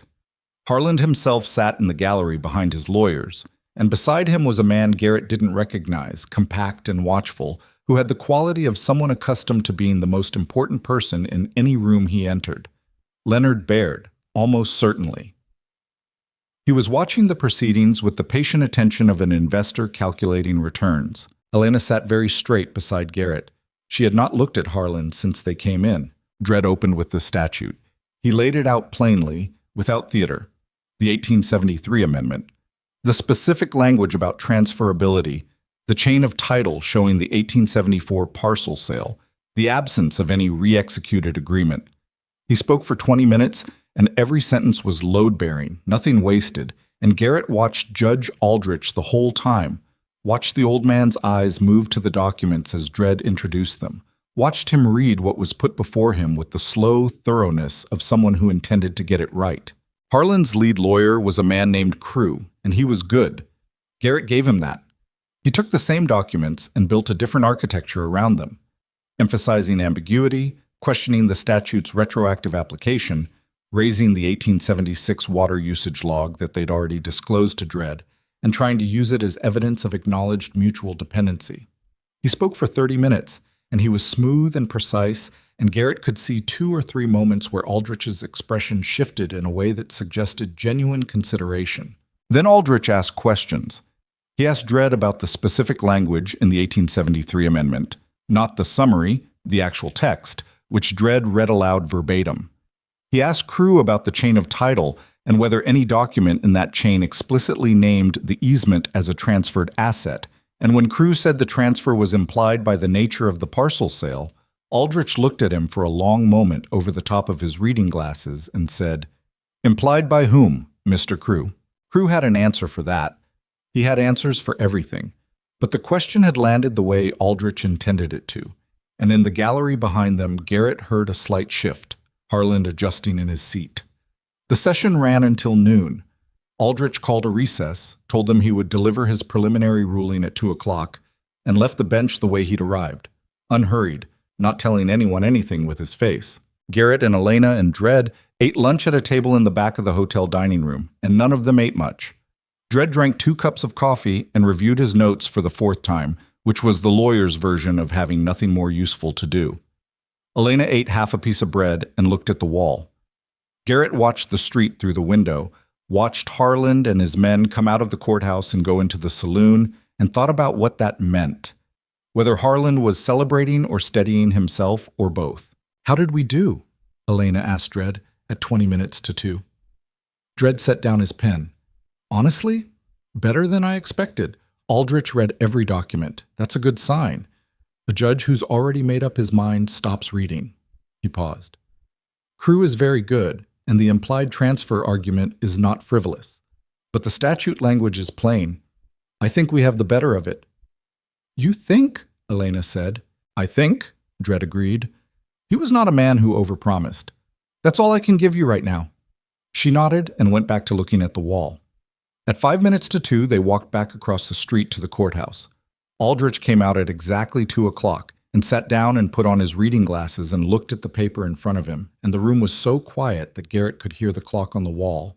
"The question before this court," Aldrich said without looking up, "is whether the easement recorded in 1871 between Calvin Halbrook and James Greer transferred to subsequent owners of the Greer parcel by virtue of the 1874 sale." He turned a page. The 1873 Territorial Amendment to the Water Rights Statutes requires that any easement granting water access include explicit language of transferability in order to bind subsequent purchasers of the dominant estate. The 1871 document does not contain such language. He looked up for the first time, at Crew specifically. The argument that such language is implied by the nature of the transaction is not supported by the text of the statute, which is unambiguous on this point. Crew began to speak. Aldrich held up one hand. "I'm not finished, Mr. Crew." He looked back at his paper. "This court finds that the easement claimed by the defendant does not transfer to the current holder of the Greer parcel, and that the Halbrook property retains exclusive control of the creek access described in the original deed." He set the paper down and looked at both tables equally. "The declaratory judgment is granted. Mr. Dredd, I'll have the formal order ready by end of week." He stood up. The clerk said, "All rise," and everyone rose, and Aldrich walked out the back without ceremony. Garrett heard Dredd exhale beside him, a small, controlled exhale, the lawyer's version of relief. And then there was noise in the room, Crew speaking quickly to his colleague, a burst of low voices from the gallery. Garrett looked at Elena. She was very still. Her hands were flat on the table in front of her, and she was staring at the bench where Aldrich had just been sitting, and her face was doing something that it almost never did. It was doing several things at once, relief and exhaustion, and something that was not quite grief but was related to it. The particular feeling of a weight being set down that you'd been carrying so long you'd forgotten it had a shape. "Elena," he said quietly. She turned to look at him, and her eyes were bright in a way that she was clearly working to control. "It's over," she said. "The easement is." "Yes." She nodded. She pressed her lips together for a moment. Then she picked up her bag from the floor with the brisk efficiency that was her natural mode and stood up. Behind them, in the gallery, Victor Harland was already on his feet. He looked at Elena once across the room, a long, flat look that communicated several things without saying any of them, and then he turned and walked out without speaking to anyone. The man beside him, the one Garrett had taken for Baird, watched Harland leave and then looked at Garrett, just for a moment. Then he followed Harland out. It was over, and it wasn't over, and everyone in that room understood both things simultaneously. 3 days later, Harland's lawyers delivered a settlement proposal through Dredd. They were offering to formally waive all future claims to the creek access in exchange for a one-time payment for what they described as the value of the original easement rights, a figure that was considerably smaller than the first offer Harland had brought to the porch in January. Dredd recommended accepting it, not because the Halbrooks were legally obligated to pay anything. They weren't, Aldrich's ruling had been clear, but because accepting formalized the waiver and closed every door that might otherwise stay technically open for years of nuisance litigation. Garrett and Elena discussed it one evening after Reyes had gone home and Adela had finished in the kitchen and the house had settled into its nighttime quiet. "It's not a large amount," Garrett said. "It's not a small amount either," Elena said. She was at the study desk, the settlement proposal in front of her, her pen in her hand, but not writing. What bothers me is paying him anything when we don't owe him anything. I know. It feels like... She stopped, started again. It feels like admitting he had a point. He didn't have a point. The payment doesn't say he did. Garrett leaned against the doorframe, watching her. It says you'd rather pay a moderate sum now than spend the next 3 years proving what you already proved. That's not concession, that's arithmetic. She looked at him. You think we should accept? I think Dredd is right. And I think you already know Dredd is right, or you wouldn't still be sitting there looking at it. She held his gaze for a long moment. Then she looked back at the paper. I hate that you can tell when I've already made a decision, she said. You hold the pen differently when you're still thinking versus when you've decided. She looked at her hand. She was holding the pen loosely, the cap still on. She hadn't written a word. That's unsettling, she said. So, sorry. She uncapped the pen and signed her name at the bottom of the proposal, quick and clean, her signature the same narrow, precise script as everything else she wrote. Send it to Dredd in the morning, she said, and handed it to him. He took it. Their fingers didn't quite touch. Almost. The formal waiver came through at the end of March, signed by Harlan's lawyers and filed with Judge Aldrich's clerk, and on the morning it arrived, Dredd sent a note with it that said simply, It's done. Well fought. Elena put the note in the study desk drawer, in the same drawer where her father's letters lived, and she didn't make anything of it, but Garrett saw her do it. Spring came to the Eastern Valley in the particular way it comes to frontier country. Not gently, not as a gradual softening, but in fits and arguments, cold days interrupting warm ones, snow coming back in April, as if winter was embarrassed about leaving and wanted a second chance. But by the middle of April, the grass was coming in earnest, the creek was running full and clear from the snowmelt in the hills, and the Halbrook cattle were moving out of the winter pastures into the valley with the satisfied heaviness of animals that had been well maintained through a hard season. Garrett had written to his own ranch manager twice over the winter, adjusting plans, approving expenditures, handling from a distance the ordinary business of a place he'd been away from for 6 months. He hadn't mentioned a return date, partly because there was always something here that needed doing, and partly for a reason he hadn't fully articulated even to himself. He was walking the east fence line alone on a Tuesday in late April, checking the posts he and Dutch had set in November. They'd held through the winter better than he'd expected, the grade work paying off, when he heard a horse behind him and turned to find Elena riding toward him across the new grass.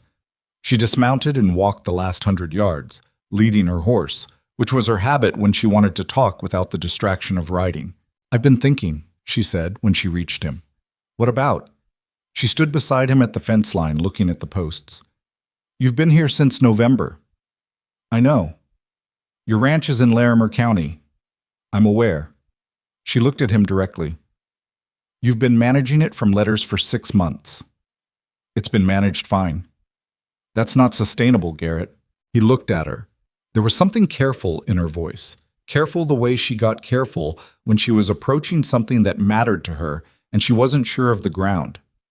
What are you saying? He asked. She was quiet for a moment. A meadowlark called somewhere in the grass behind them, and the horse shifted its weight, and the creek moved in its basin below, steady and certain, protected now. My father's original property line runs to the North Ridge, she said, our northern boundary. Your land in Larimer County, I've looked at the map. It's a different region, different water, different grass. Good land, but separate. She paused. It doesn't make sense to run 2 operations that far apart with one person trying to manage both. No, he agreed, it doesn't. So I'm asking, she stopped. He'd never heard her stop in the middle of a sentence before. She always knew where her sentences were going. I'm asking what you want, not what's practical, what you actually want. He looked at the fence line. The posts ran straight and true across the slope, the wire between them catching the afternoon light. He thought about the Larimer Ranch, the pastures he knew by heart, the fence lines he'd built himself, the specific quality of the light on winter mornings when the hills turned blue-gray before the sun got high enough to warm them. He thought about November, arriving at a place he didn't know, belonging to nobody in it. He thought about 6 months of mornings in this kitchen, 6 months of work he hadn't planned on, and found he didn't want to stop doing, 6 months of sitting across from a woman who said what she meant and meant what she said, and had never once pretended the world was simpler than it was. "I want to stay," he said, "if you're asking me to stay." She was quiet for a moment. He could feel her standing beside him, the slight warmth of another person in the cool spring air. "I'm asking you to stay," she said. It was not a romantic speech. It wasn't followed by anything dramatic. She said it the way she said everything that mattered to her, plainly, without embellishment, as if the plainness itself was the respect she was paying it. And in the 6 months he'd spent learning her, he'd come to understand that Elena Halbrook's plain words cost more than most people's elaborate ones, because she'd chosen every one of them carefully and wasn't handing them over lightly. "Then I'll stay," he said. She nodded. She looked back at the fence line, and he looked at the fence line, and the meadowlark called again from the grass. "We should talk about the Larimer property," she said, after a moment. "If you're here, it needs a proper manager, someone with authority, not just instructions by letter. I know a man. He's been running the day-to-day already. I'd have to offer him a partnership share to make it fair." "That's reasonable. It'll reduce what the ranch pays out to me." She looked at him. "We're married, Garrett. What the ranch pays to you and what it pays to me are the same thing as far as I'm concerned." He looked at her. "I've been thinking about that too," she said, with the slight edge that meant she was aware she was treading into territory they hadn't mapped yet. "About what this actually is, what we're actually doing here." She turned to face him fully. "I didn't marry you I wasn't expecting it to become something other than what I said it was, a practical arrangement." "I know. It became something other than that." "I know," he said again. She held his gaze. There was nothing hidden in her expression right now, which was rare for her, and he understood the cost of it, how much it went against her grain to let her face say what her face was saying. "I don't know what to do with that," she said. I'm not good at this part, whatever this part is." "Neither am I," he said honestly. "That's not reassuring." "No," he agreed. "But it's true." She almost laughed. He heard it almost happen. That sound that got partway out and didn't quite make it the rest of the way. Same as it had been since November, closer than it used to be. "We'll figure it out," she said. "We'll figure it out," he agreed. They stood there in the spring afternoon, at the fence line they'd built together in November, with the protected creek running below them and the new grass coming up through the old, and neither of them said anything else because neither of them needed to. When they rode back to the ranch in the late afternoon, Reyes was in the yard checking a wheel on the supply wagon, and he looked up when they came through the gate, and something in the way he looked at them, the way his eyes moved from Garrett's face to Elena's and back, told Garrett that the man saw something in the two of them riding in together that satisfied some concern he'd been quietly carrying since November. He went back to the wheel without comment. Adela appeared on the porch, looked at both of them, said something rapid and decisive in Spanish, and went back inside. "What did she say?" Garrett asked. Elena had a small, private smile on her face as she dismounted. "She said dinner is at 6, and it will be ready whether we are or not." "That sounds like her." "It does." She handed her horse to the young hand who'd appeared from the barn, and she walked toward the house. And at the porch steps she paused and looked back at him. 6 o'clock, she said. "I'll be there," he said. She went inside, and Garrett stood in the yard for a moment with the spring light going gold around him and the sound of the ranch settling into its late afternoon rhythms. Horses in the barn, cattle in the pasture, the distant voices of the hands finishing up the day's work. He thought about his father writing a letter in 1878 to a man named Calvin Halbrook, asking after a daughter he'd never met, saying, "I think they'd understand each other." He thought Robert Ashcombe had probably understood more than he let on. That had always been his way. Garrett took his horse to the barn and unsaddled her and brushed her down and put her up for the night. And then he walked across the yard toward the house, toward the light in the windows and the smell of food and the sound of Adela's voice from the kitchen managing everything firmly in 2 languages. He went inside. The summer that followed was the hardest and the best season Garrett had ever worked through, and those 2 things were not in contradiction. He'd sent word to his manager in Larimer County, a steady, capable man named Frank Howell, who had been running the day-to-day of the Ashcombe Ranch for 3 years with minimal supervision and maximum competence. The letter Garrett wrote was 3 pages long and took him 2 evenings to get right, because it was not a simple letter. It was the letter of a man explaining that the place he'd built was going to continue without him at the center of it, and that this was a choice he was making, not a circumstance he was accepting. He offered Howell a partnership share, 30%, in exchange for full operational authority. He told Howell what the Larimer Ranch meant to him and what he expected of it, and he told him to write with problems and not to write with things he could handle himself. Howell wrote back in 10 days. The letter was 4 sentences. He accepted the terms, said he'd been running the place like it was his own anyway, asked if Garrett wanted him to change the brand on the new calves or keep the Ashcombe mark. "Keep the mark," Garrett wrote back. "That part doesn't change." He folded that letter and put it in the study desk, in the drawer where Elena kept her father's correspondence, and the note from Dredd that said "well fought," and the drawer was becoming a record of things that mattered, which was not something either of them had planned, but that seemed to be happening anyway. The decision to combine the operations formally took most of June to work out. It was not a romantic process. It was 2 people who both knew land and cattle and their own minds sitting across from each other at a kitchen table with ledgers and maps spread between them, arguing about logistics in the particular way that people argue when they respect each other enough to disagree without managing each other. Reyes was involved in parts of it. His knowledge of the Halbrook land was irreplaceable, and Elena brought him into those conversations as a matter of course, which told Garrett something about how she understood leadership. She didn't protect her authority by hoarding information. She protected it by making the people around her capable. The argument that lasted longest was about the cattle program. Elena had been crossbreeding Durham bulls into the Halbrook herd for 2 years, improving the weight and the temperament, and the results were good. She had documentation to show it, because she documented everything. Garrett had been doing the same on the Larimer land, with slightly different bloodlines. And when they put the 2 programs side by side on paper, they had complementary results that neither operation could have achieved alone. "Your bloodline has better cold weather adaptation," Elena said one evening in late June, pointing to a column of numbers in the Larimer records that Howell had sent at Garrett's request. "Your line has better weight gain on grass."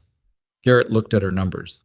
"If we cross them, we'd need to control the breeding more carefully than either of us has been doing separately." She picked up her pen and started writing. "We'd need to track every calf, individual records." "That's a lot of record keeping." "I like record keeping." He looked at her. "I know you do." She didn't look up from what she was writing, but the corner of her mouth moved. The combined program went on paper by the end of June. It was ambitious, more ambitious than either of them would have attempted alone, and it required things they didn't have yet, including 2 additional hands for the calving season and an expansion of the lower barn to handle the increased numbers. These were not small costs. They talked about the money plainly, the way they talked about everything. Here's what we have, here's what we need, here's what we can do without and what we can't.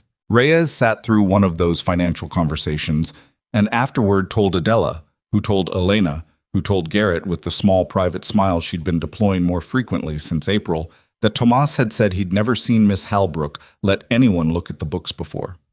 "You let me look at the books in November," Garrett said. "I showed you the legal documents," she corrected. "That's different." "Is it?" She considered. "A little." He didn't push it. Some things didn't need to be pushed. The additional hands were hired in July. 2 brothers from a family east of Coldwater Springs, young men named Caleb and Will Marsh, who came with a recommendation from a neighboring rancher named Pruitt, and who turned out to be exactly what the recommendation said, which was that they weren't fast, but they were reliable, and they didn't make the same mistake twice. Dutch took them under his supervision with the proprietary air of a man who had opinions about the correct way to do things, and intended to make sure those opinions were absorbed. The barn expansion started in August, and Garrett built most of it himself, with help from Reyes and the Marsh brothers, and occasionally Dutch, who could direct construction work with his one good hand in a way that put most 2-handed men to shame. It was hard physical work through the hottest part of the summer, and there were days when every muscle complained loudly, and the progress seemed slower than the labor warranted, and there were days when something went wrong. A beam cut 2 inches short, a section of roof that needed to come down and go back up differently. And the whole thing just felt like too much for too long in the sun. Elena brought water out on those days. Not just to Garrett, to all of them, working her way down the line of men with a bucket and a ladle, saying little, just making sure people didn't drop in the heat. It was a small thing. It was also the kind of thing that made men work harder the next day, because they'd noticed. Garrett noticed. He was on the roof of the new barn section one evening in late August, hammering the last of the ridge boards into place while the sun went down behind the western hills, and Elena came out of the house and stood in the yard below, looking up at him, and she said, "Come down before it gets dark, please. You can't see what you're doing. Almost finished. You said that an hour ago." "I'm closer now."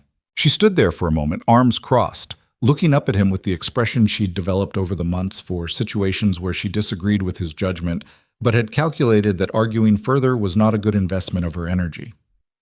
"Fine," she said. "Dinner is whenever you come down." 15 minutes. It was 40 minutes. When he came in, she was at the table with her own plate half finished and a second plate waiting for him, and she didn't say anything about the time, just pushed the plate toward him when he sat down, which was its own kind of statement. "It looks good," she said. "About the barn." "It'll be solid," he said. "Dutch kept us honest on the foundation." "Dutch keeps everyone honest." She ate for a moment. "Reyes thinks we can have the lower stalls operational by October. I think September if the weather holds." She looked at him. "The weather won't hold." "Then October." She allowed a small sound that might have been a laugh or might have been agreement. He was still learning the difference. September arrived with its particular quality of light. Cooler, the sky a harder blue than summer's, the cottonwoods along the creek beginning to hint at yellow, and with it came the news that Victor Harland had left the territory. Dredd sent word, a brief note that said Harland had sold his southern parcel to a family named Corcoran who had been farming the Eastern Valley for years and wanted more land, and that Harland himself had apparently relocated his operations to Colorado, where he had interests in mining concerns. There was no further explanation offered, and none was needed. Leonard Baird's name didn't appear in the note. Garrett assumed Baird had moved on to more promising territory, the way investors moved on to more promising territory, taking his legal trust and his patience somewhere the returns looked better. Elena read the note at breakfast and set it down and picked up her coffee. "Good," she said. That was all.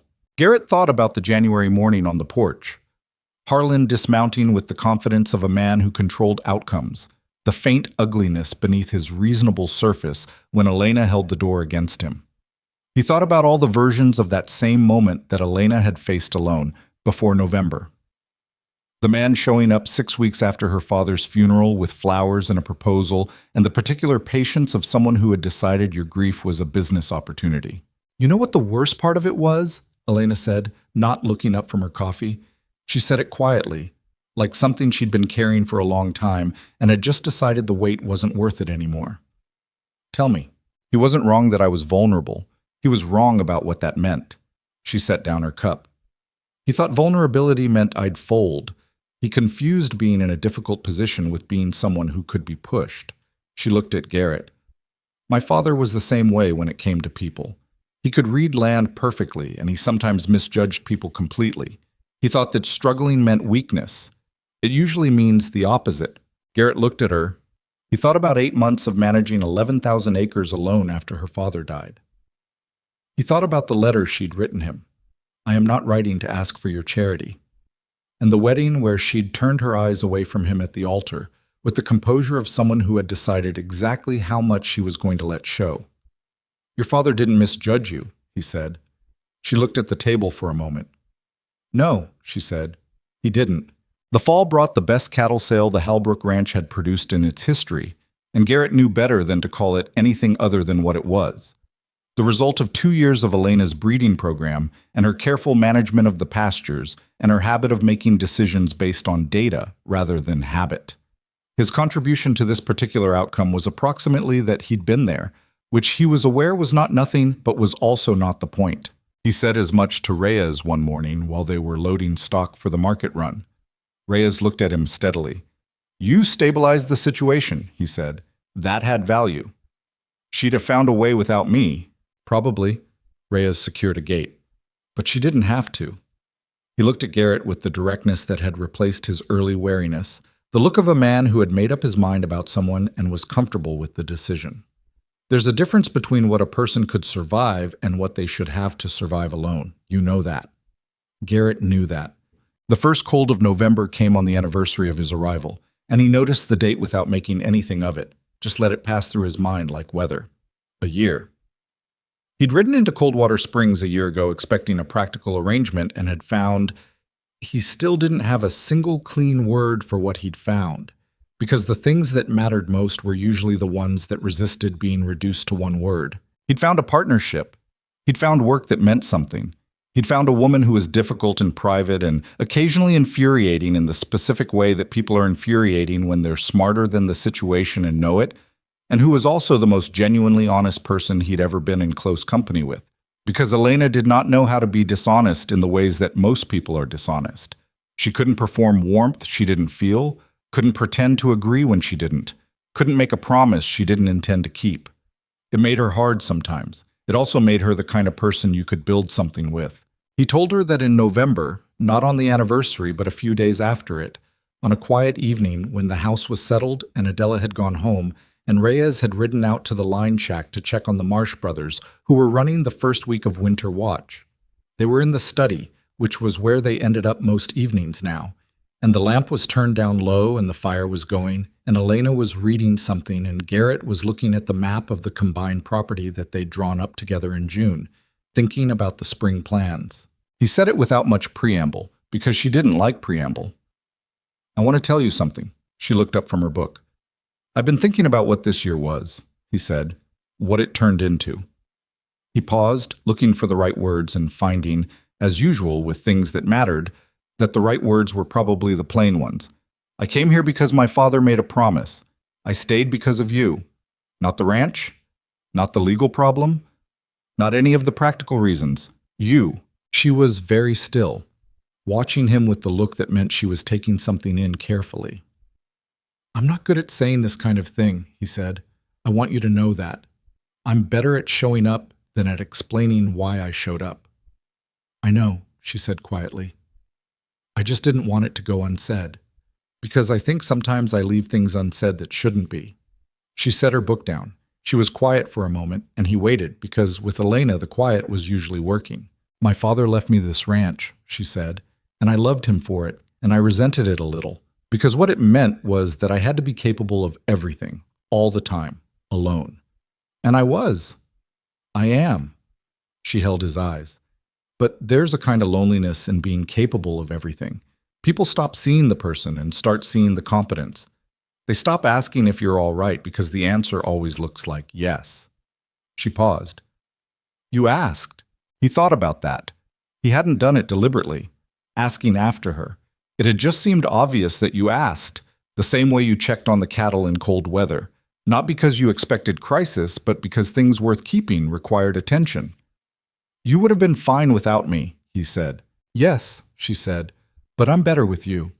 She said it the way she said everything that cost her something. Straight out, no cushioning, because she'd decided it was true, and Elena didn't say things she didn't mean. "That's harder for me to admit than most things I've ever had to say." "I know it is," he said. "I know you know," she said. "That's part of it." The fire shifted in the grate, a log settling, and the room was warm and quiet, and outside the November wind moved across the valley in long, slow waves. They stayed where they were for a while, in the comfortable silence that was different from every other silence they'd shared. Not the silence of two strangers being careful, not the silence of two people working, but the silence of two people who had stopped needing to fill the space between them because the space itself had become something they trusted. The spring that followed was the most prosperous the combined Hallbrook-Ashcombe operation had seen. The crossbreeding program produced its first full crop of calves, and the numbers bore out what the theory had promised: better weight, stronger constitutions, and a disposition that made the handlers' work considerably less dramatic. Reyes spent 3 weeks at calving with an expression of sustained professional satisfaction that was, for Reyes, the equivalent of celebration. The eastern valley was green from early April, the creek running clear and strong, the grass coming up thick along the protected basin where the water rights had been settled now for over a year. The Corcorans, who had bought Harlan's old parcel to the south, were decent neighbors. A family of 5 who ran sheep mostly and kept their fences and waved when you passed on the road. Their oldest daughter sometimes helped Adela in the kitchen on market days, and Adela had developed opinions about the girl's tortillas that she shared freely and in detail. In May, Elena told Garrett she was pregnant. She told him in the morning, in the kitchen, before coffee, in the same direct way she told him everything, factual, no performance, watching his face while she said it to see what was there. What was there was not something he could have planned or performed. It came up from somewhere below the places where he kept his careful words and his deliberate manner, just came up without permission and showed itself plainly on his face. And Elena looked at it, and something in her expression went quiet in the best way. The way a room goes quiet when something important has just been understood. "Say something," she said. "I don't have words for this," he said honestly. "You don't need words." He got up from the table and went to her, and she let him, which was its own kind of statement from a woman who controlled the perimeter around herself with such long practice. And he held her in the kitchen in the early morning, and she held him back, and neither of them said anything for a while because there was nothing to say that wasn't already being said. Later, when the morning had gotten going and the ranch was doing what the ranch did, Garrett went to find Reyes.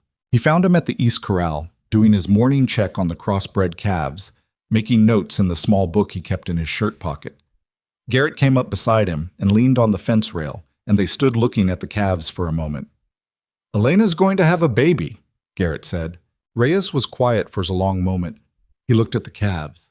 Then he looked at Garrett with an expression that had 15 years of caring about Elena Halbrook in it, and the careful assessment of a man deciding whether the person standing in front of him was adequate to the responsibility, and something that had been shifting since November of last year, arriving at wherever it had been going.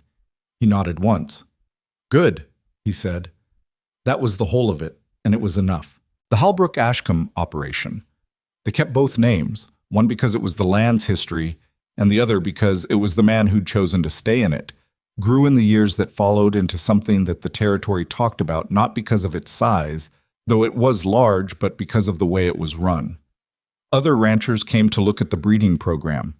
Dredd sent clients to Elena when they had water rights questions because she'd become someone who understood the law around land not from law school, but from necessity, from having had to learn it to survive. And that kind of understanding is harder to argue with than the theoretical kind. Garrett and Elena were not uncomplicated people, and their life together was not uncomplicated, and anyone who told you otherwise was selling something. They argued about operations, about money, about the right time to expand and the right time to hold. Elena was private in ways that still sometimes felt like walls, and Garrett was stubborn in ways that occasionally made walls look reasonable. There were seasons that were harder than others, seasons when the work ground them both down, and what was left at the end of the day wasn't enough to be gracious with. Those seasons happened. They handled them, imperfectly, the way people handle hard things, not always well, but without quitting. That was the part people didn't see when they talked about the Ashcombe Ranch, when they talked about Garrett and Elena as if they'd arrived somewhere effortlessly. What they'd arrived at had been made, piece by piece, choice by choice, the way everything real is made. The fence posts set true in frozen ground. The legal documents read at midnight. The letter written by a dead man to his dead friend about two people who hadn't met yet, who might understand each other. Robert Ashcombe had said his son was like good timber. Didn't make noise about it. Calvin Halbrook had said his daughter was better at running the ranch than he was. They'd both been right, and they'd both been fathers who paid attention to their children in the particular quiet way that fathers sometimes pay attention. Not saying much, but watching and knowing, and eventually deciding that two people might be better together than the world was giving them a chance to be. The promise that nobody could explain turned out to be simple when you looked at it plainly. It was one man saying to another, "I trust my son. Do you trust your daughter?" And the answer being yes, and the two of them deciding that trust was enough to build something on, even if neither of them would live to see it. They were right. On the morning their daughter was born, Garrett stood in the yard in the early light while Adela and the midwife worked inside, because there was nothing useful he could do in that room, and he knew it, and he stood there with his hands in his coat pockets looking out at the valley. The creek caught the morning light below the eastern ridge. The calves were moving in the lower pasture. The barn he'd built stood solid against the cold sky, every post plumb, every beam true, the work of hands that had decided this place was worth building something permanent in. He heard the baby cry. He stood very still for a moment, in the way that people go still when something that was coming finally arrives, and then he went inside. Adela met him in the hallway with an expression that was composed of 2 parts satisfaction and 1 part the specific emotion of a woman who has been managing this household since before any of the current situation existed and intends to continue doing so. She said something in Spanish. He'd gotten considerably better at Spanish over the past year, and he understood it this time. She said, "Go see your family." He went down the hall and opened the door. Elena was propped against the pillows with the particular exhausted dignity of someone who has just done something enormous and is not interested in making it look smaller than it was. She looked at him when he came in. She was holding the baby, and the baby was small and red-faced and making the small sounds that new things make when they're still learning that they're here. He sat on the edge of the bed. He looked at his daughter for a long time without saying anything. "She has your jaw," Elena said. "She has your expression." Elena looked down at the baby. Her face did the thing it did. Occasionally, when she stopped managing what showed on it, when she was tired enough or close enough to something that mattered enough that the management lapsed, and what was underneath came through plainly, unguarded, entirely real. "Clara," she said. They'd agreed on the name weeks ago, but saying it now with the baby in her arms was different from saying it over a supper table. Clara Halbrook Ashcombe. "That's a lot of name for someone that small," Garrett said. "She'll grow into it." He reached out and put his hand over hers, over the baby, and she didn't move away, just turned her hand so their fingers were together, and they stayed like that for a while in the quiet room with the morning coming in through the window, the valley outside green and protected, and theirs. His father had made a promise he never explained. It had seemed, when Garrett first read it in a lawyer's letter, like something that had been done to him. A decision made about his life by someone who wasn't there to defend it. It had taken him a year and 300 miles, and 1 winter of fence posts and legal documents and midnight conversations to understand what it actually was. It wasn't a decision made about his life. It was a door opened in it. He'd walked through it himself. Everything after that had been his own. The baby made a sound. Elena made a sound back, low and automatic, a sound he'd never heard from her before, and that was somehow entirely her, entirely consistent with the person she'd been all along, just another room in the house he'd been learning the shape of. Outside, the creek ran where it had always run, protected now, permanent, sustaining everything downstream of it without asking for acknowledgement.